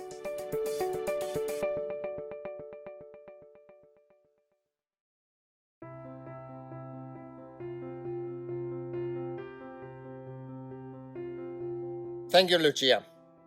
Let me tell you more about Unimo. The world needs new solutions to tackle the climate emergency and provide future sustainability. However, the funding market for SMEs and investors remain complex, relying on antiquated who-you-know models. Unimo will create a new infrastructure to introduce investors to private companies at a global scale. Unimo will be an independent introducer, not an investor, not a broker, and not an investment advisor. We will work with not compete against, brokers, VCs, and other existing market players to achieve global scale.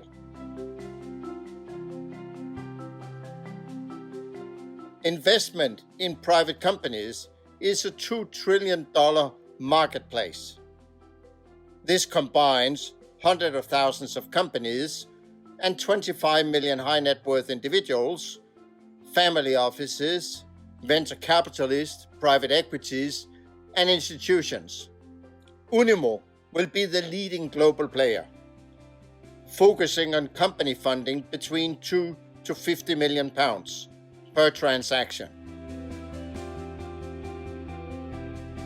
Unimo will be the only platform combining the following: high-quality team with broad international experience, global technology platform to create efficiency, scale, and easy access for our clients, local offices in key international markets, high-quality due diligence process, and Unimo ESG standards. Unimo search engine providing filtered opportunities, high ethical standards at all levels. We have assembled a senior team with international experience as well as strong in-depth industry knowledge. We have created this team to build a global brand with an incredible growth rate. We have talent acquisition expertise within the team to recruit the best people.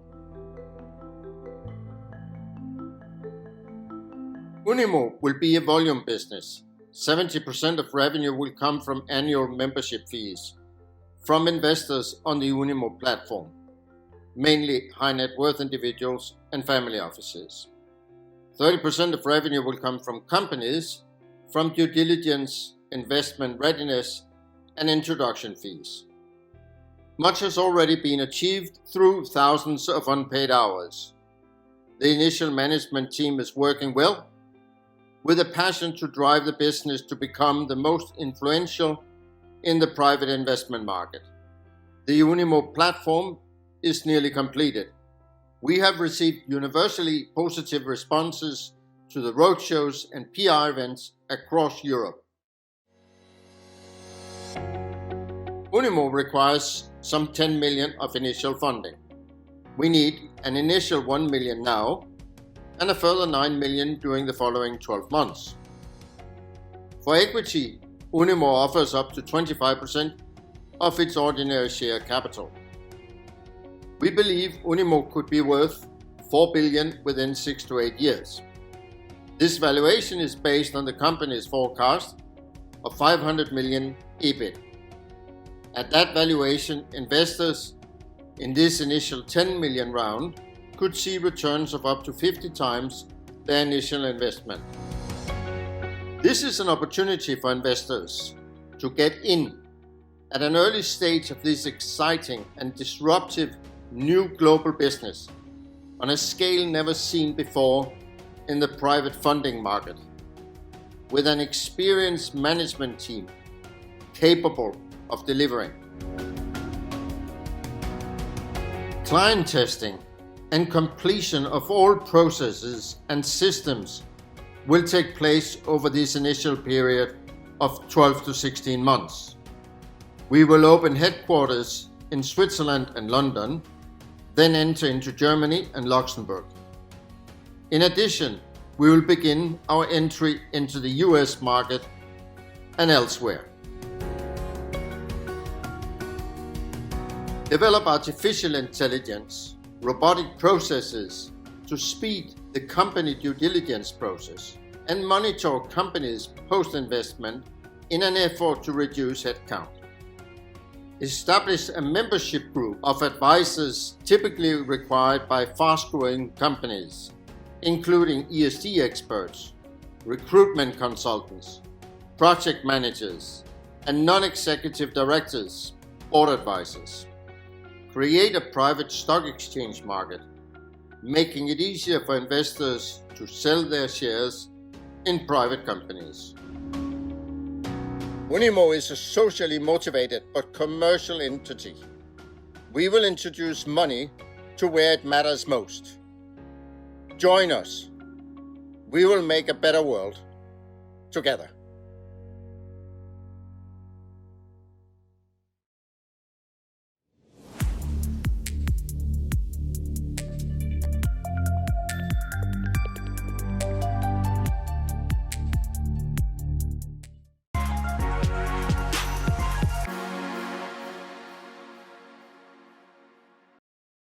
Great opportunities, all as exciting as the other. Now, if anybody is interested in any of those opportunities and talking to a representative from those companies, feel free to reach out to them again via Brella, one-on-one meetings, request those meetings, or again, request access to their deal rooms. And those deal room links will be in the description of this video. Now, this last panel was one of my favorites by far. And this was the reason it was one of my favorites is, number one, I was moderating it. But also number two... We always do like hearing from yourself. Who doesn't?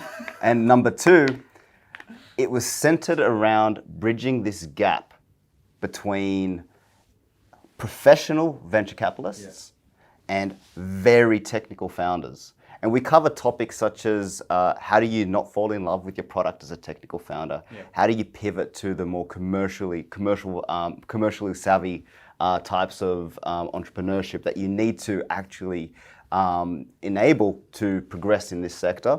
And also, how do you speak to investors who are VCs, who are high net worths, and who are sophisticated, and how do you change your pitch accordingly? So it covers all those topics, and we've got... And I'll just give some commentary on just some of the people that are involved, like Xian Hoi from SG Innovate has been a sort of long-term friend of mine.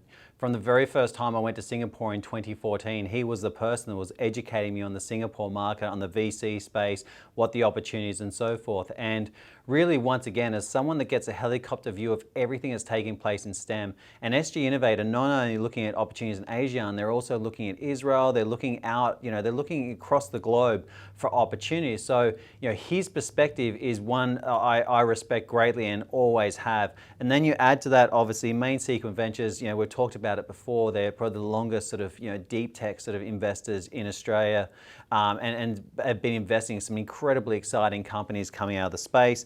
And I'll just mention with Horizon 3 with Michael Sullivan, I know one of the people involved in that company, Glenn Cross, as a former CEO and COO of Oz Biotech, as someone who has traveled the world, who has met with life science leaders from around the world, that is them. That is the networks. That is the experience that they're bringing to the table. I said we've brought together some incredible people to be able to provide these insights.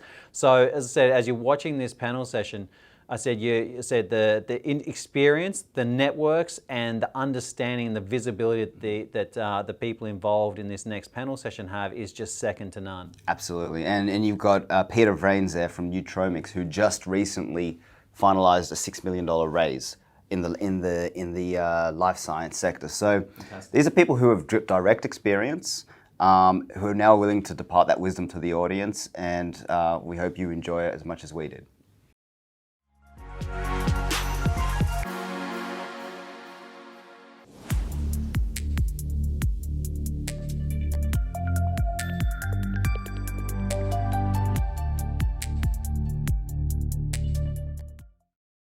Hi all, and welcome to the STEM Roundtable today with the topic of bridging the gap between investors and founders. And with us today, we have people from both sides of the ecosystem, founders and professional investors and industry participants. And just to get started with, I will ask everyone for an introduction as to who they are, the firm they're from, and their duties at that firm and their position.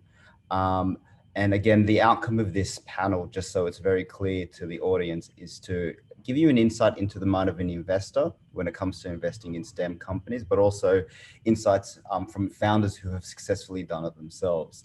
And that's why everyone is here today. So just to start with some introductions, and we'll start with you, Stella, if that's okay. Yeah, sure. Hi, everyone. I'm Stella Zhu, and I'm a senior associate at Main Sequence Ventures. We're a deep tech specialized firm, which means all our portfolio companies have some sort of connections with Australian publicly funded research. Our mission is to solve the greatest challenges in the world with science, because we truly believe that the research give the companies an edge in the very competitive global market, and it's great to see a lot of founders coming up with great ideas that is really solving the insolvable problem with new technologies. We have invested in 40 companies by far, raised our second fund this year, and have been investing quite actively in the market. We are now a $500 million fund. Very happy to chat with any companies that's playing very active in the STEM field. Excellent. Thank you very much, Stella. And that's a great shout out to the audience, anyone who is interested and falls into that category to reach out. HH, just keeping on the investor line of things, would you like to give a brief introduction as well? Sure, Sydney, and thanks for inviting me to be here today. My name is Sian or HH, as most of you will know.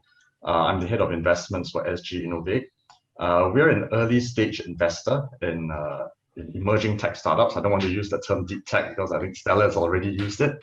Our coverage is global in nature, so we're not just confined to particular geographical regions. We're backed wholly by the Singapore government. We've been a fund for about 5 to 6 years, with about 80 odd portfolio companies and about 6 to 7 exits through SPECS, through acquisitions and the like.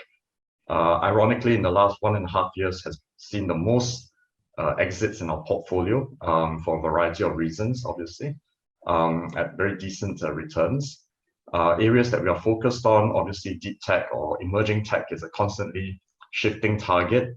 So at the current moment, our focus is very much on biotechnology, agri-food tech, advanced manufacturing, which includes semiconductors, additive manufacturing, and of course sustainability, because that's what everyone is talking about. So things like hydrogen economy, circular economy, all these things would be very much of interest to us. Personally, I was a founder myself, so I understand some of the challenges that founders face today. Exited my company, it was in the AI space about 15 years ago, and then I sort of bummed around in SMEs, MNCs before landing in this Singapore government fund. Thanks, that's all there is. Thanks, HH. And Peter, we'll go to you at the end because you've come from the founder perspective. We're going to actually start with you, but just Michael, just your introduction in line with that as well. Thanks. Yeah, sure. Thanks for having me, and great to be with all of you, and thanks to Wholesale Investor. Mike Sullivan, Chairman of Horizon 3 Biotech Fund. We're a purpose-driven fund investing in companies tackling global health challenges using leading-edge technology. Right. So we are Melbourne-based, invest globally, have 4 portfolio companies so far, and what I do here is run fund strategy, capital raising, marketing, branding, team, governance, and we've got an experienced investment committee full of life sciences experts that do deal sourcing, DD, and negotiation. So I can talk from both sides, on the capital raising side as well as the searching for investment and DD side as well. We'll definitely get you to switch hats throughout the panel there. Thank you, Michael. And Peter, finally with you, if that's okay. Yeah, thanks, Sydney. Great to be here, everyone. Peter Vrains, co-founder, co-CEO of Neutromix. We're developing a wearable medtech device that can monitor any molecular target continuously and in real time. We've got about a dozen sensors that we've already developed. And we're a team of about 20. We've raised about $10 million.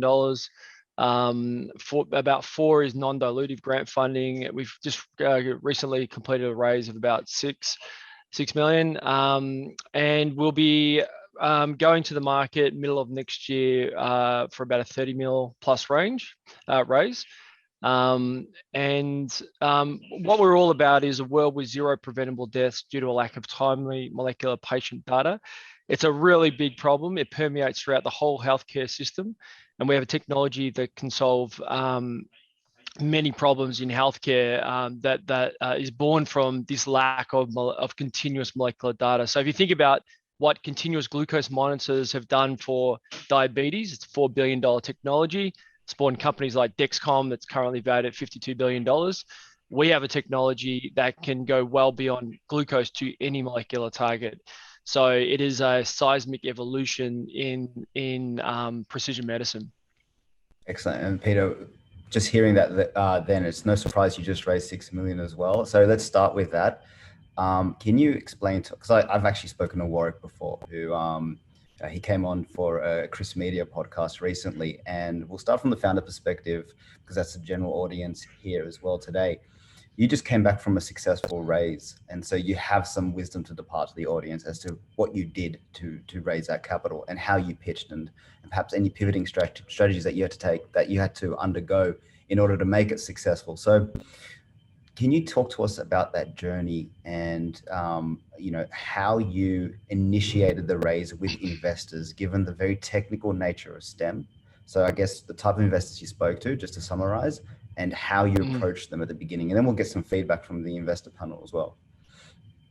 Yeah, it's a good question. When I speak to entrepreneurs about investing, there's one key message: always be in capital raising mode, right? This is not you start and you stop and then you forget about it.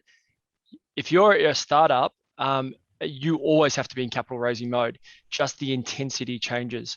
That's the number one takeaway that I want people to know, because it's so important.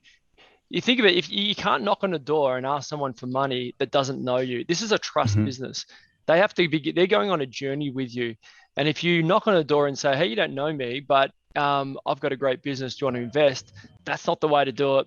You want to take them on a journey, and you want to show them, you want to tell them what you're going to do, then you want to do it, and you want to keep doing that. So you want to show that you can execute, that you're trustworthy. You need to be transparent, and you need to be warts and all. Like, we do a monthly newsletter. It's the good, the bad, and the ugly, right? That's literally, that's what we call it. And we give it to them straight. And they're okay. The fear that investors going to see something and they're not going to want to talk to you, it's the fear that actually drives more investors away than the topic you're trying to hide, right? Just be transparent, tell them the warts and all, and you'll differentiate yourself straight away. Yeah. But I just wanted to say that because I just think that's just the really important thing, and a lot of companies don't do it, and it's to their detriment. So for this raise, we try as much as possible to use warm intros. We did some cold outreach, but it's a slog. Yeah, again, everyone here, I'm sure, gets lots of emails from people you don't know selling your stuff. I don't know about you, but most of them I don't follow up with, because otherwise that's all I'd be doing in my day. So warm intros is really important, and that's really a test of the entrepreneur. Are you able to get a warm intro?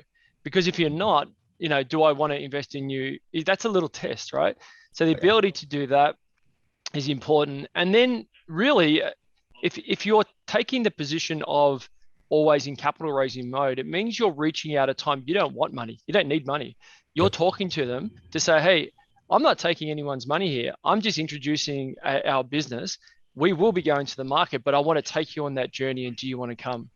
Yep. And that is a much nicer position than, hey, we're running out of money in 4 months.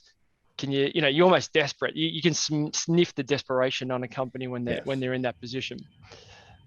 Great, and I can understand that. It's similar to getting a call from a salesperson to renew your subscription 1 month before it ends, and knowing that the real reason why they're calling and where were they for the last 12 months. So completely understand, Peter. Now I'm going to take that and ask the investment team here. So let's start with you, Stella, because something Peter just said there was quite important, and I know it relates to main sequence, because Mike, the partner at Makesense, Mike Nichols, has mentioned this to me previously. His want for transparency in the process, the good, the bad, and the ugly, and that was there not only to show that the entrepreneur is honest, but also the entrepreneur is almost hyper aware of the risks and is already mitigating those risks accordingly. Do you resonate with what Peter said? Yeah, exactly. I think for the company perspective, it's always good to bring us along to the journey. I agree with Peter. Especially, I think it's creating that experience to see how the team execute and how they're growing a business effectively. And MenSequence take a relatively more proactive approach in working with the companies, in the sense that we usually will take a board seat and we will work with the founder quite proactively in terms of building, bring in the talent, building a team, as well as a strategy. So it's great to see how they execute along the way. And at the same time, I always find people who can create you a good experience and show their dedication with their actions is very strong. It's really strong when you say, I'm going to do this in the next year, and you achieve that. That brings people a lot more confidence in your ability to do what you're going to do in the future. And it's fine to have problems that you need to overcome. That's just the nature of creating a company. Absolutely. And so 2 key points here: honesty and obviously a newsletter aspect to constant investor relations, and as Peter mentioned, to constantly raise as well, or be in that capital raising mode at least, so that investors know that you're not just coming for them for the capital at the point of the raise, but you've been in touch with them throughout the entire journey. Now, thank you, Stella, for almost reaffirming that and telling us how Main Sequence does that through their own methods. HH, I'm going to go to you now and see how you relate, similarly to how I've connected it to Stella. Is this something that you see as important when dealing with your portfolio companies? Yeah, and I think transparency and honesty is vital. The truth is, during the due diligence process, all the warts are going to come out anyway. So it's best that you be upfront early on. And if the investor can't stomach it, then they're probably not the right partner for you. We like to have that sense of honesty and collaboration with the startup founder, because as Stella said, it's not possible for a company to be completely formed at a very early stage. There are definitely going to be gaps that they need help to fill and all that. And it's better that we understand the weaknesses of the companies before we make the investment. We have a development team that comes under the investment portfolio that I run. And that development team actually tries to identify the kind of training, the kind of engagement that's necessary to plug those gaps. So it is actually in the best interest of the founder to let us know what the problems are early on. And hopefully they actually know what the problems are. So the most terrifying thing for us is that the founder themselves don't know that they have these issues, that they are, that they are the best at what they do, and therefore, they don't, brook any dissent in the approach that they take. That to us is actually a deal breaker. So I think these are things that probably permeate across the whole venture capital industry. So I'm not basically saying anything new, but it is definitely something of importance to us. Yeah, and obviously the risks are monumental when it comes to STEM as well, in terms of execution. And so I guess a way of portraying that for any founders watching is a risk, or at least something in their deck or their presentations, or by whatever means they are presenting their opportunity, is a risks and mitigations aspect to that pitch. Now I'm going to go to you, Michael, and ask, because you're uniquely from both sides of the ecosystem, aware of how this works. So when you're raising capital, how are you ensuring that the investor relations is intact and almost fertile ground for that raise? And also on the opposite end, as an investor, sometimes in the investor mindset, what do you like to see from the companies coming forward? Yeah, thanks. I loved Peter's answer and the builds. I'll touch on one thing Peter said that I think is great. I mean, I call it talking to fear. So I think when you're asking people for capital, you got to say, this is venture capital, private equity, it's high risk, it might not go well. But then you also need to get them excited about the opportunity and the aspiration. I think that's really important. That's what people ultimately end up buying once they understand that you've got a plan to manage the risks, and they go in willingly. I think in terms of how buying decisions, or how the buying process works, or what a family office or a wealth manager or an entrepreneur's own investment decision process is, I think you have to ask questions about that when you're asking for capital. How does the investment committee work? How often do they meet? What is the process to get there? Because every organization is different. And then you might have different buying influences or people that you need to talk to on the way through to make sure your bases are covered, because it only takes one ancillary comment that's actually not even material, but somebody had a bad experience with somebody who's a non-exec director or just offering advice, and that actually makes investors pause and say, well, is this team really worth backing? Because early stage especially, it's a lot about the founder, the vision, the team, and whether they can pull in good people to help them. So I think that's critical. Thank you, Michael. And Michael touched on something that I want to expand upon with you, Peter, and that's essentially the fact that there are different conversations with different investors and different organizations, as you put it, Michael. As it is very individualistic in that a no from one investor doesn't mean a no from all the investors, which is a key bit of a key bit of information that a founder should keep in mind when they are presenting, and not to feel so dejected after the first rejection. So, Peter, did you experience that with a different communication style depending on different investors? Can you give us maybe an example of that, if that's okay? Yeah. If you're worried about rejection, don't be an entrepreneur. I mean, you're going to get lots of it. You will quickly steel yourself to it and be okay. Just, again, walk into the fear. Don't worry about it. It's par for the course. We had this round, we had 70, the last one we just passed 70 investor meetings.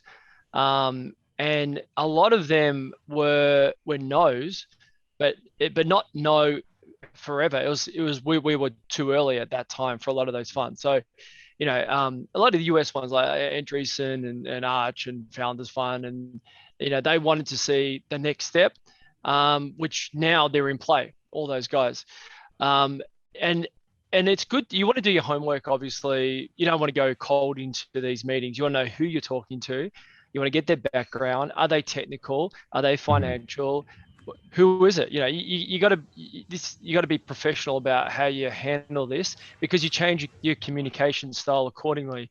So someone that's if we're meeting up with a team that's they brought in some deep tech advisors, or they're very technical, then we might bring in one of our technical people, for example, into that meeting. And so you just modify it. So it's really just about doing your homework, knowing who you're talking to, and maybe even just before you actually have that meeting, if it's a first meeting, ask some questions. Just say, here's how we're looking to approach it. Is that what you're looking for? And they'll quickly tell you. They'll say, yeah, that's great. Or they'll say, oh, well, actually, we wouldn't mind a bit more of an insight into product market fit, or a bit more of an insight into the tech, or whatever. And then that gives you a heads up to say, oh, I'll bring in this person or that person that can talk to that in more detail. Absolutely, and that's such a great point in terms of actually understanding who you are about to speak to. And this is a problem that we've seen at Wholesale Investor in terms of the companies that sometimes come on board who are perhaps very technically minded and then don't have the resources that you do, perhaps, Peter, to get someone who suits a certain personality. So to the investors, and we'll go back to you, Stella, correct saying you do speak to founders quite often, perhaps asking questions and conducting your due diligence, and sometimes it is it is part of their duty to actually pitch you or your team, for instance. I'd love to know whether the advice you can give to the very technical founder who doesn't necessarily have the commercial savviness, or has needed the commercial savviness up until this point. Is there any advice to them on how to sort of gauge that down and to bring that side out as well? And is it of benefit to them? Maybe it's not. I'd love to get an investor's standpoint. Yeah, I definitely feel like it's, as Peter said, know who you are talking to is very important. Then you can tailor the conversation, or even decide whether it's worth to have the type of conversation that you're having, because it's really down to the fit. There are a lot of great companies out there that we wouldn't invest, not necessarily that there are not good companies. We sometimes love their business very much, but it's just not a fit for us because of our specialization. And then coming into how technical founders can elevate the pitch a little bit, I really love it when companies can do a demo for their product. It creates this experience for you to understand why their product is very valuable. Once we have a company coming in with a pack of drinks that they have produced that's not in the market yet. So you're the first to try, and you can, that kind of feeling really demonstrated what they are building, to give you a sense of who they are, what their value is, and what their vision is in the future, and get you the first taste of supporting them. I find that's a very, very strong point. And last, I think this kind of communications or pitch are always two-way communication. When you are showing your product to the investor, you are also assessing whether they're the right fit for you. So don't be afraid of ask questions. We love to ask questions as investors, and we love when other people ask us really good questions too. Great point on the two-way communication and a product demonstration. That's an excellent point. HH, go to you. What do you think about this discussion around how a technical founder communicates to a potential investor? Does it concern you if they're too technical and you don't see that commercial side, or them spruiking the commercial viability up front? What do you think? I think technical founders should stick to what they're good at, but I think more importantly, they should be cognizant of the fact that this is a gap in their experience and their knowledge, and that they're willing to work with people that will help them to bridge this. I think there's nothing wrong with being a technical founder. The question really then comes about as to whether or not what they have has any real commercial value. I mean, we have had technical founders pitch to us with great products, but they only provide an incremental, a very small amount of improvement versus the existing systems. And you know that that's not going to fly, because the adoption requires a considerably higher barrier to entry. So I think I like talking to technical founders. We do a lot of investments in the quantum space. Problem with technical founders is that you can very quickly end up in a technical discussion, and then you lose sight of the fact that it is still a business. At the end of the day, they're going to have to sell the product, and there has got to be a market for it. So if you're a technical founder, not just focusing on the product would be good, understanding what the market wants, what the market's willing to pay for it, and how you're going to get to market. That kind of stuff would probably get us a lot more excited than if you just came to us with, hey, this is a quantum device that's going to outsell everything else, and you're like, okay, I'm going to have to guess how that's going to work. That's a great. I'm going to expand on that in a second. Michael, you see this from both sides. You find the companies that come to you to pitch, but you also talk to the investors and perhaps have to relay that pitch as well, right? So, what with this communication, what do you think is the most effective form of communication for a very technically minded founder? Well, whether you're technically minded or not, good communicators can sort of play in any field, and they make the complex simple. It might be pithy, but if you can't explain what the business is and what you're solving in a lack of intricacy that people can understand, you're missing something there. So that's a sign around communication. I think that is the most critical component. And then, the assessment process for investors is actually pretty, mostly standard, right? They're going to look at IP, they're going to look at the addressable market, they're going to look at the team, they're going to look at the technical components, and all of that is pretty standard. The founder doesn't need to cover all of that with their own skills. They need to be self-aware that their team's got to cover it. That is so. You and HH are on the same point with regards to being cognizant of the fact that your skills may lack in some department, and are you aware of that is a good sign, and how are you going to fix that is even a better sign. Great. So the next question, it will be back to you, Peter, because I'm very interested in your journey to date.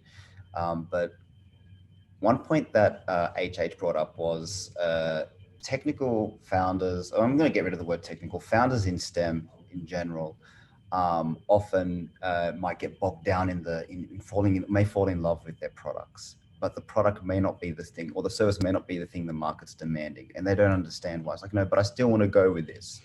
And I've spoken to an untold amount of STEM founders who resonate with that exact feeling.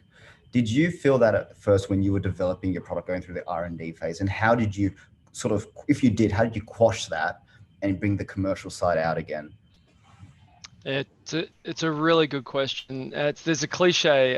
It's a solution looking for a problem, right? That kind of sums up what we're talking about here. That we work in an industry where it's easy to fall in love with the things we do, right? It's to us, it's the world, but to everyone else, is it the world? Well, you'll find out when you enter the market soon enough. So it goes to this notion of generalist or specialist a little bit. And there's a bit of talk lately around that. There's books written on it. And there's no one size fits all here, right? There are multiple paths to success. And you look at very successful entrepreneurs, and there is not one size fits all. My background, I'm a chemical engineer, and I've been an entrepreneur for 17 years, and I've had previous companies and exits, but even though I do have that technical bent, I position myself as a generalist, right? That's how I see what I do, and because there's advantages that I feel I have as a generalist coming into this, because I can bring the team together. And I can fill gaps, and that's my job. That's what I do. So in terms of answering the question, I'm just giving context, sorry, to get to that point. But what I see often is a lot of work on the product, and an afterthought is product market fit. Is there a market for this product? So there's a real lot of development, because that's what founders are often passionate about. I have a technology I know really deeply, and I'm going to develop it. I'm going to debug it. I'm going to get it so good. And then secondly, is there a market for this? Or it's very surface. It's not very well thought out. So what we did as a company, we pivoted multiple times. We are agnostic technology. From a technology point of view, we're agnostic, right? I don't really care about the technology. We've landed on technology now, but through the journey of the last 3.5 years, we've moved and pivoted early. And I think that's really important, is that be prepared to not fall in love with any one aspect of your business. If the evidence dictates that you need to change, be agnostic. Be about the solution. So what is it? What is the value proposition that you're trying to provide? Go deep on that. Really understand that, and then optimize a solution to that, as opposed to the other way around, which is go deep on this technology that I'm in love with, and then try and figure out down the track how it's going to give value to someone. And I just see personally a lot of that. I'm in love with my tech, and that's all I want to do. Because the product market fit is nefarious. It's hard. It's hard to conceptualize. You can't see it, feel it, but that's the bit that's so important. And I think that's the bit that I think a lot of entrepreneurs would do well to really go deeper on that earlier than what they perhaps do sometimes. Well, I saw that in your elevator pitch at the beginning, where you basically started with the severity of the problem, and then basically the competitiveness or effectiveness of your solution is the second half of that. Now, Stella, I'm going to come to you on this line of thought centered around product market fit and how to best delineate that to an investor. How have you seen that best represented or presented to yourself in an effective way? So let's bear in mind that there's a lot of founders in the audience who may be on their first, second, or third pitch, very early, at least in general. How do you think they could best present their product market fit to a sophisticated professional investor? So there are a few different aspects to it. Maybe I'll divide it and give you a few selection of that. The first one that I think of is probably, what do you need to believe to be true? Because as I think one reason why companies need to ever change is that the market is changing forever. There is sometimes when you build a product and there is a fit, the market can change tomorrow, and it might be a very totally different story. So you have to have a very convincing idea and vision of your future, that your market, that your product will be fitting in, so that that is probably one thing that I find quite powerful when companies mention that in the future, we believe that this is going to happen, and if that is true, then what might be true. We actually do that in our investment memo as well. When we are investing in a company, we're not only considering, say, the next year, but also the years to come to think about what is a bigger future. And I think that's especially true in terms of the quantum investment, because the market today is going to be very, very different compared to the market, say, in a few decades. The second one is in terms of the product market fit. If you can find evidence or any background information to support that, that would be great. That can be customer verification. We always love to hear a customer success story or case studies. That's why investors often do a lot of calls with current or prospective customers to understand how they make the decision to go with your product and what is driven behind that. So that's probably the 2 points I find really, really important during the pitch process. I think that's also quite important for founders in terms of setting up the vision, as well as constantly adjust to the customer needs. That's great. So in summary, I mean, obviously, I'm just a very brief summary for those watching as well is evidence-based thesis of each company, evidence-backed thesis, and of course, the effectiveness of, I guess, proof, social proof, customer proof that it is effective. We're starting to see that this capital raising process is really a sales process, because that's very similar to a sales process, right? You talked before about the effectiveness of your DD process, and you said that all the ugly things are going to come out anyway. And I'm sure your team will bring that out and really vet the opportunity as to whether there is a product market fit. But how have you seen it best positioned, I guess, with founders coming to present to you? And I think it's a good question, and Stella covered quite a few points as well. We are in the emerging tech, deep tech space. The solutions that go to market may not go to market tomorrow. They might go to market after passing regulatory hurdles, FDA, so on and so forth. Even in the manufacturing line, you need your ISO standards to be passed and all that. So I think structurally, we have identified this as a weakness within the pitches, both by the founders as well as by the investors. So I set up a team called the Corporate Engagement Team, and this innocuous sounding team actually goes out and talks to corporate HQs of a lot of the biggest multinationals, because when you look at deep tech, the ultimate, or I won't say the ultimate, but the immediate customers are likely to be the multinationals, the big firms. You're not likely to be selling a quantum solution to the consumer market. So you don't really need to poll them for their opinion. But getting an understanding as to what the thinking of the board members of these companies are, the CEOs, the C-suite, where they're placing their money, what approach they're taking, enables us to very quickly decide whether or not the approach that this founder is coming to us with is the right one, or that it has the right fit. So we're not always going to get it right. Every investor, operates within the paradigms that they operate in. I'll give you an example. I recently turned down a company that was looking at using scaffolding for ophthalmology, for the degeneration of the cornea, and we turned them down because all the ophthalmology companies that we work with, Suntan and all that, were telling us, we are no longer looking to put things in the eye. We are looking at stem cell therapy and all that.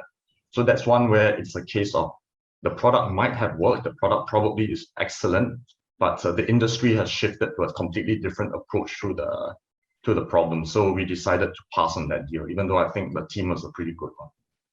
Oh, this is great, because to the audience, I hope what they note down from this is, if you do have that market feedback at hand, or armed with that market feedback, it's a very powerful thing when approaching sophisticated professional investors.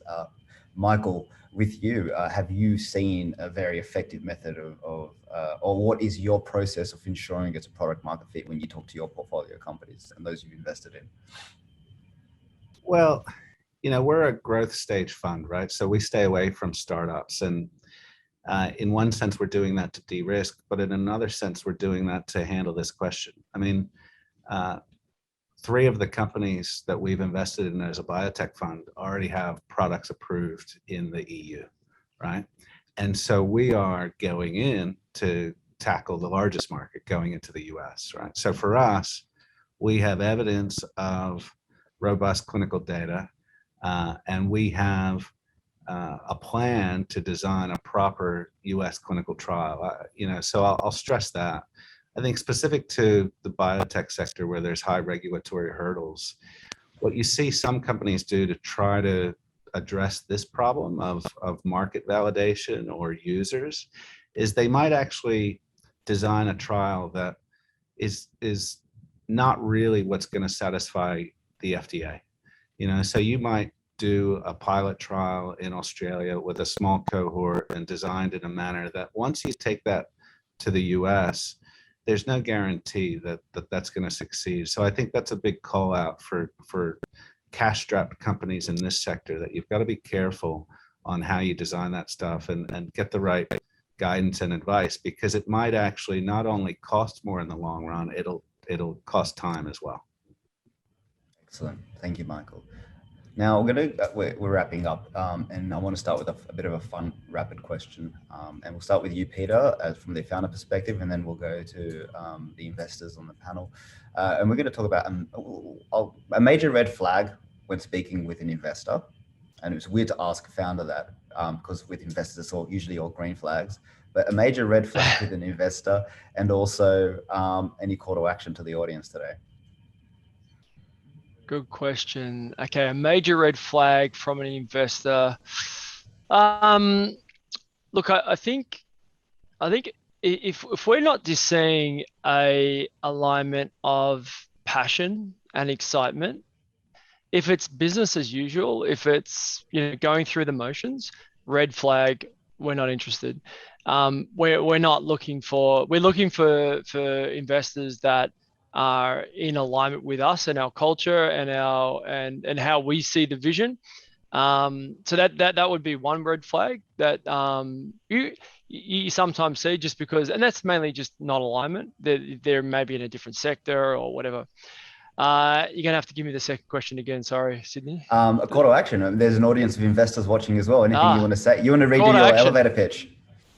Call to action. Yeah, sorry, I was so engrossed in the red flag question. I forgot about the second one. So the red flag's there to filter out the audience who wouldn't make it anyway. And now the ones who are still here, what's your pitch?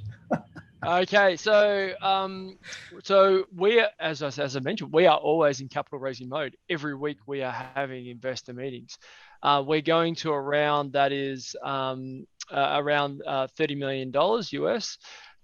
Just so that's for scale. So if you're an investor and you are, you're able to participate in a round around that sort of size, then reach out. We've got LinkedIn is probably the best way. We'd love to talk to you. And we're transforming precision medicine. That's what our technology. Can you give us the elevator pitch again? Because it was really good. I like it. Yeah. Oh, now you're testing me. It was bringing preventable deaths down to zero. Something.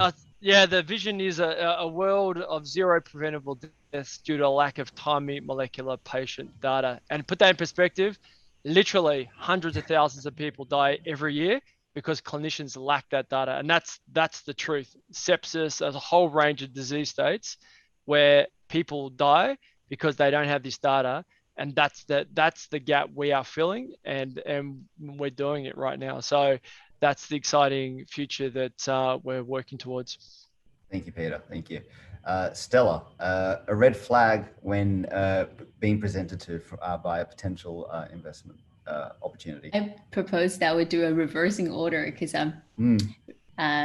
shall we get Michael to speak first? Okay, Michael, do you want to go first? Stella's put you on the spot. Look, I mean, a red flag is just around honesty. It's actually okay to be challenged with a question and not know the answer, rather than evade that. Just be upfront and then circle back go back, do the research and find the answer and reconnect, that's fine. So sometimes as an investor, it's about seeing how people react to stress in the situation, and just be honest in that situation. And look, for Horizon 3, we are raising $100 million, so we're out raising capital. We've deployed $8 million to date. We're on Wholesale Investor because we're looking for the last 12. We've got $88 million of commitments, and we want to close at 100. And we're here to leave a legacy. Like everybody on here, we're here to make a lasting improvement in the world. And we believe the future of biotech is brighter than the past. So it's a sector that's outperformed in the last decade. It's going to continue to do that. So I think no matter how you invest in the space, whether it's via a fund like ours or in the listed market, we think the future is incredibly bright. And so we'd love to partner with you on it if your value is aligned with us. Thank you, Michael. Thank you. HH, red flag and the call to action. Yeah, I think red flags, there are just so many of them. I think I'll just take from the experience of our own portfolio. The truth is, we have written down about 5 companies in the last 5 years. That's not a heck of a lot for STEM, but nonetheless, we learned lessons from the 5, and that none of them were ever written down or shut down because of either the tech or the market opportunity. And it was always because the founders couldn't get along. Founder dynamics was the key reason why a lot of these companies fell apart. And we should have known that early on, because during the pitches, we had founders that sort of, interrupted each other. We had founders that would sigh when the other one was talking, and that was at the very early stage. So, we have sort of picked up on some of those non-verbal cues as to, perhaps they might have the greatest product, they might have a great market opportunity, but if the founders can't get their act together, it's just going to be, it's just a recipe for disaster for all of us. So I think that's a major red flag for us. In terms of call to action, we are global investors. We invest all over the world. So far, not yet in Australia. So if there are opportunities to invest there, I think that we'd be open to that. Because we don't lead rounds overseas, we would be open to participating in rounds where there's already a lead investor that's priced it, and can more closely help the companies that are on the ground. So I think that's pretty much about it from me. Thank you, HH. And Stella, back to you. I echo HH's answer in terms of the founder alignment. We find usually a good team is what it takes to support each other in difficult times. I guess probably another thing that we have been talking about a bit more now is the learner versus knower mindset. Learners are the ones who can adjust and happy to take in suggestions with an open mind. Knowers are people who feel like they have the answer to everything, which is a very dangerous mindset, because there are so many new informations coming in. I think being able to leverage on other people's help as well as advice and have a very open mindset as a founder is quite important. In terms of call to action, similarly, I think if you're interested in what MenSequence is doing, which is to solve greatest challenges with science and build great companies, feel free to subscribe to our newsletter or follow our Twitter account. I'm also happy to chat if you are interested in learning more about our funds or wanted to pitch to us. Feel free to reach out. My email is stella.zoo@mseq.vc. Excellent. Guys, and look, this has been an unbelievable abundance of information and wisdom you've given to the audience today. We really do appreciate it. Thank you all for joining us. We will have your details with links to call to actions at the description of this video. And yeah, look, again, thank you. And to the founders and investors in the audience who are watching this, we will be obviously digesting this information and distributing it to them as well. And please feel free to reach out to anyone who's been represented on the panel today, if you do pass their red flags, that is. Thank you all, and hopefully we can have this sort of discussion again in the future. I appreciate it. Thank you all. Great, thank you. Thank you.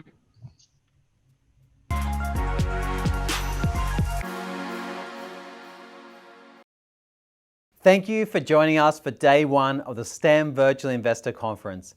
I hope you enjoyed the different sessions. I hope you enjoyed the companies which presented.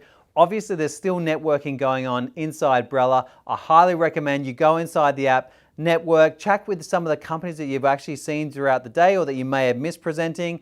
They've all got their booths set up in there. The information is there. And also we've got the companies set up in Crisp as well. We've set them up to have their own deal rooms inside there.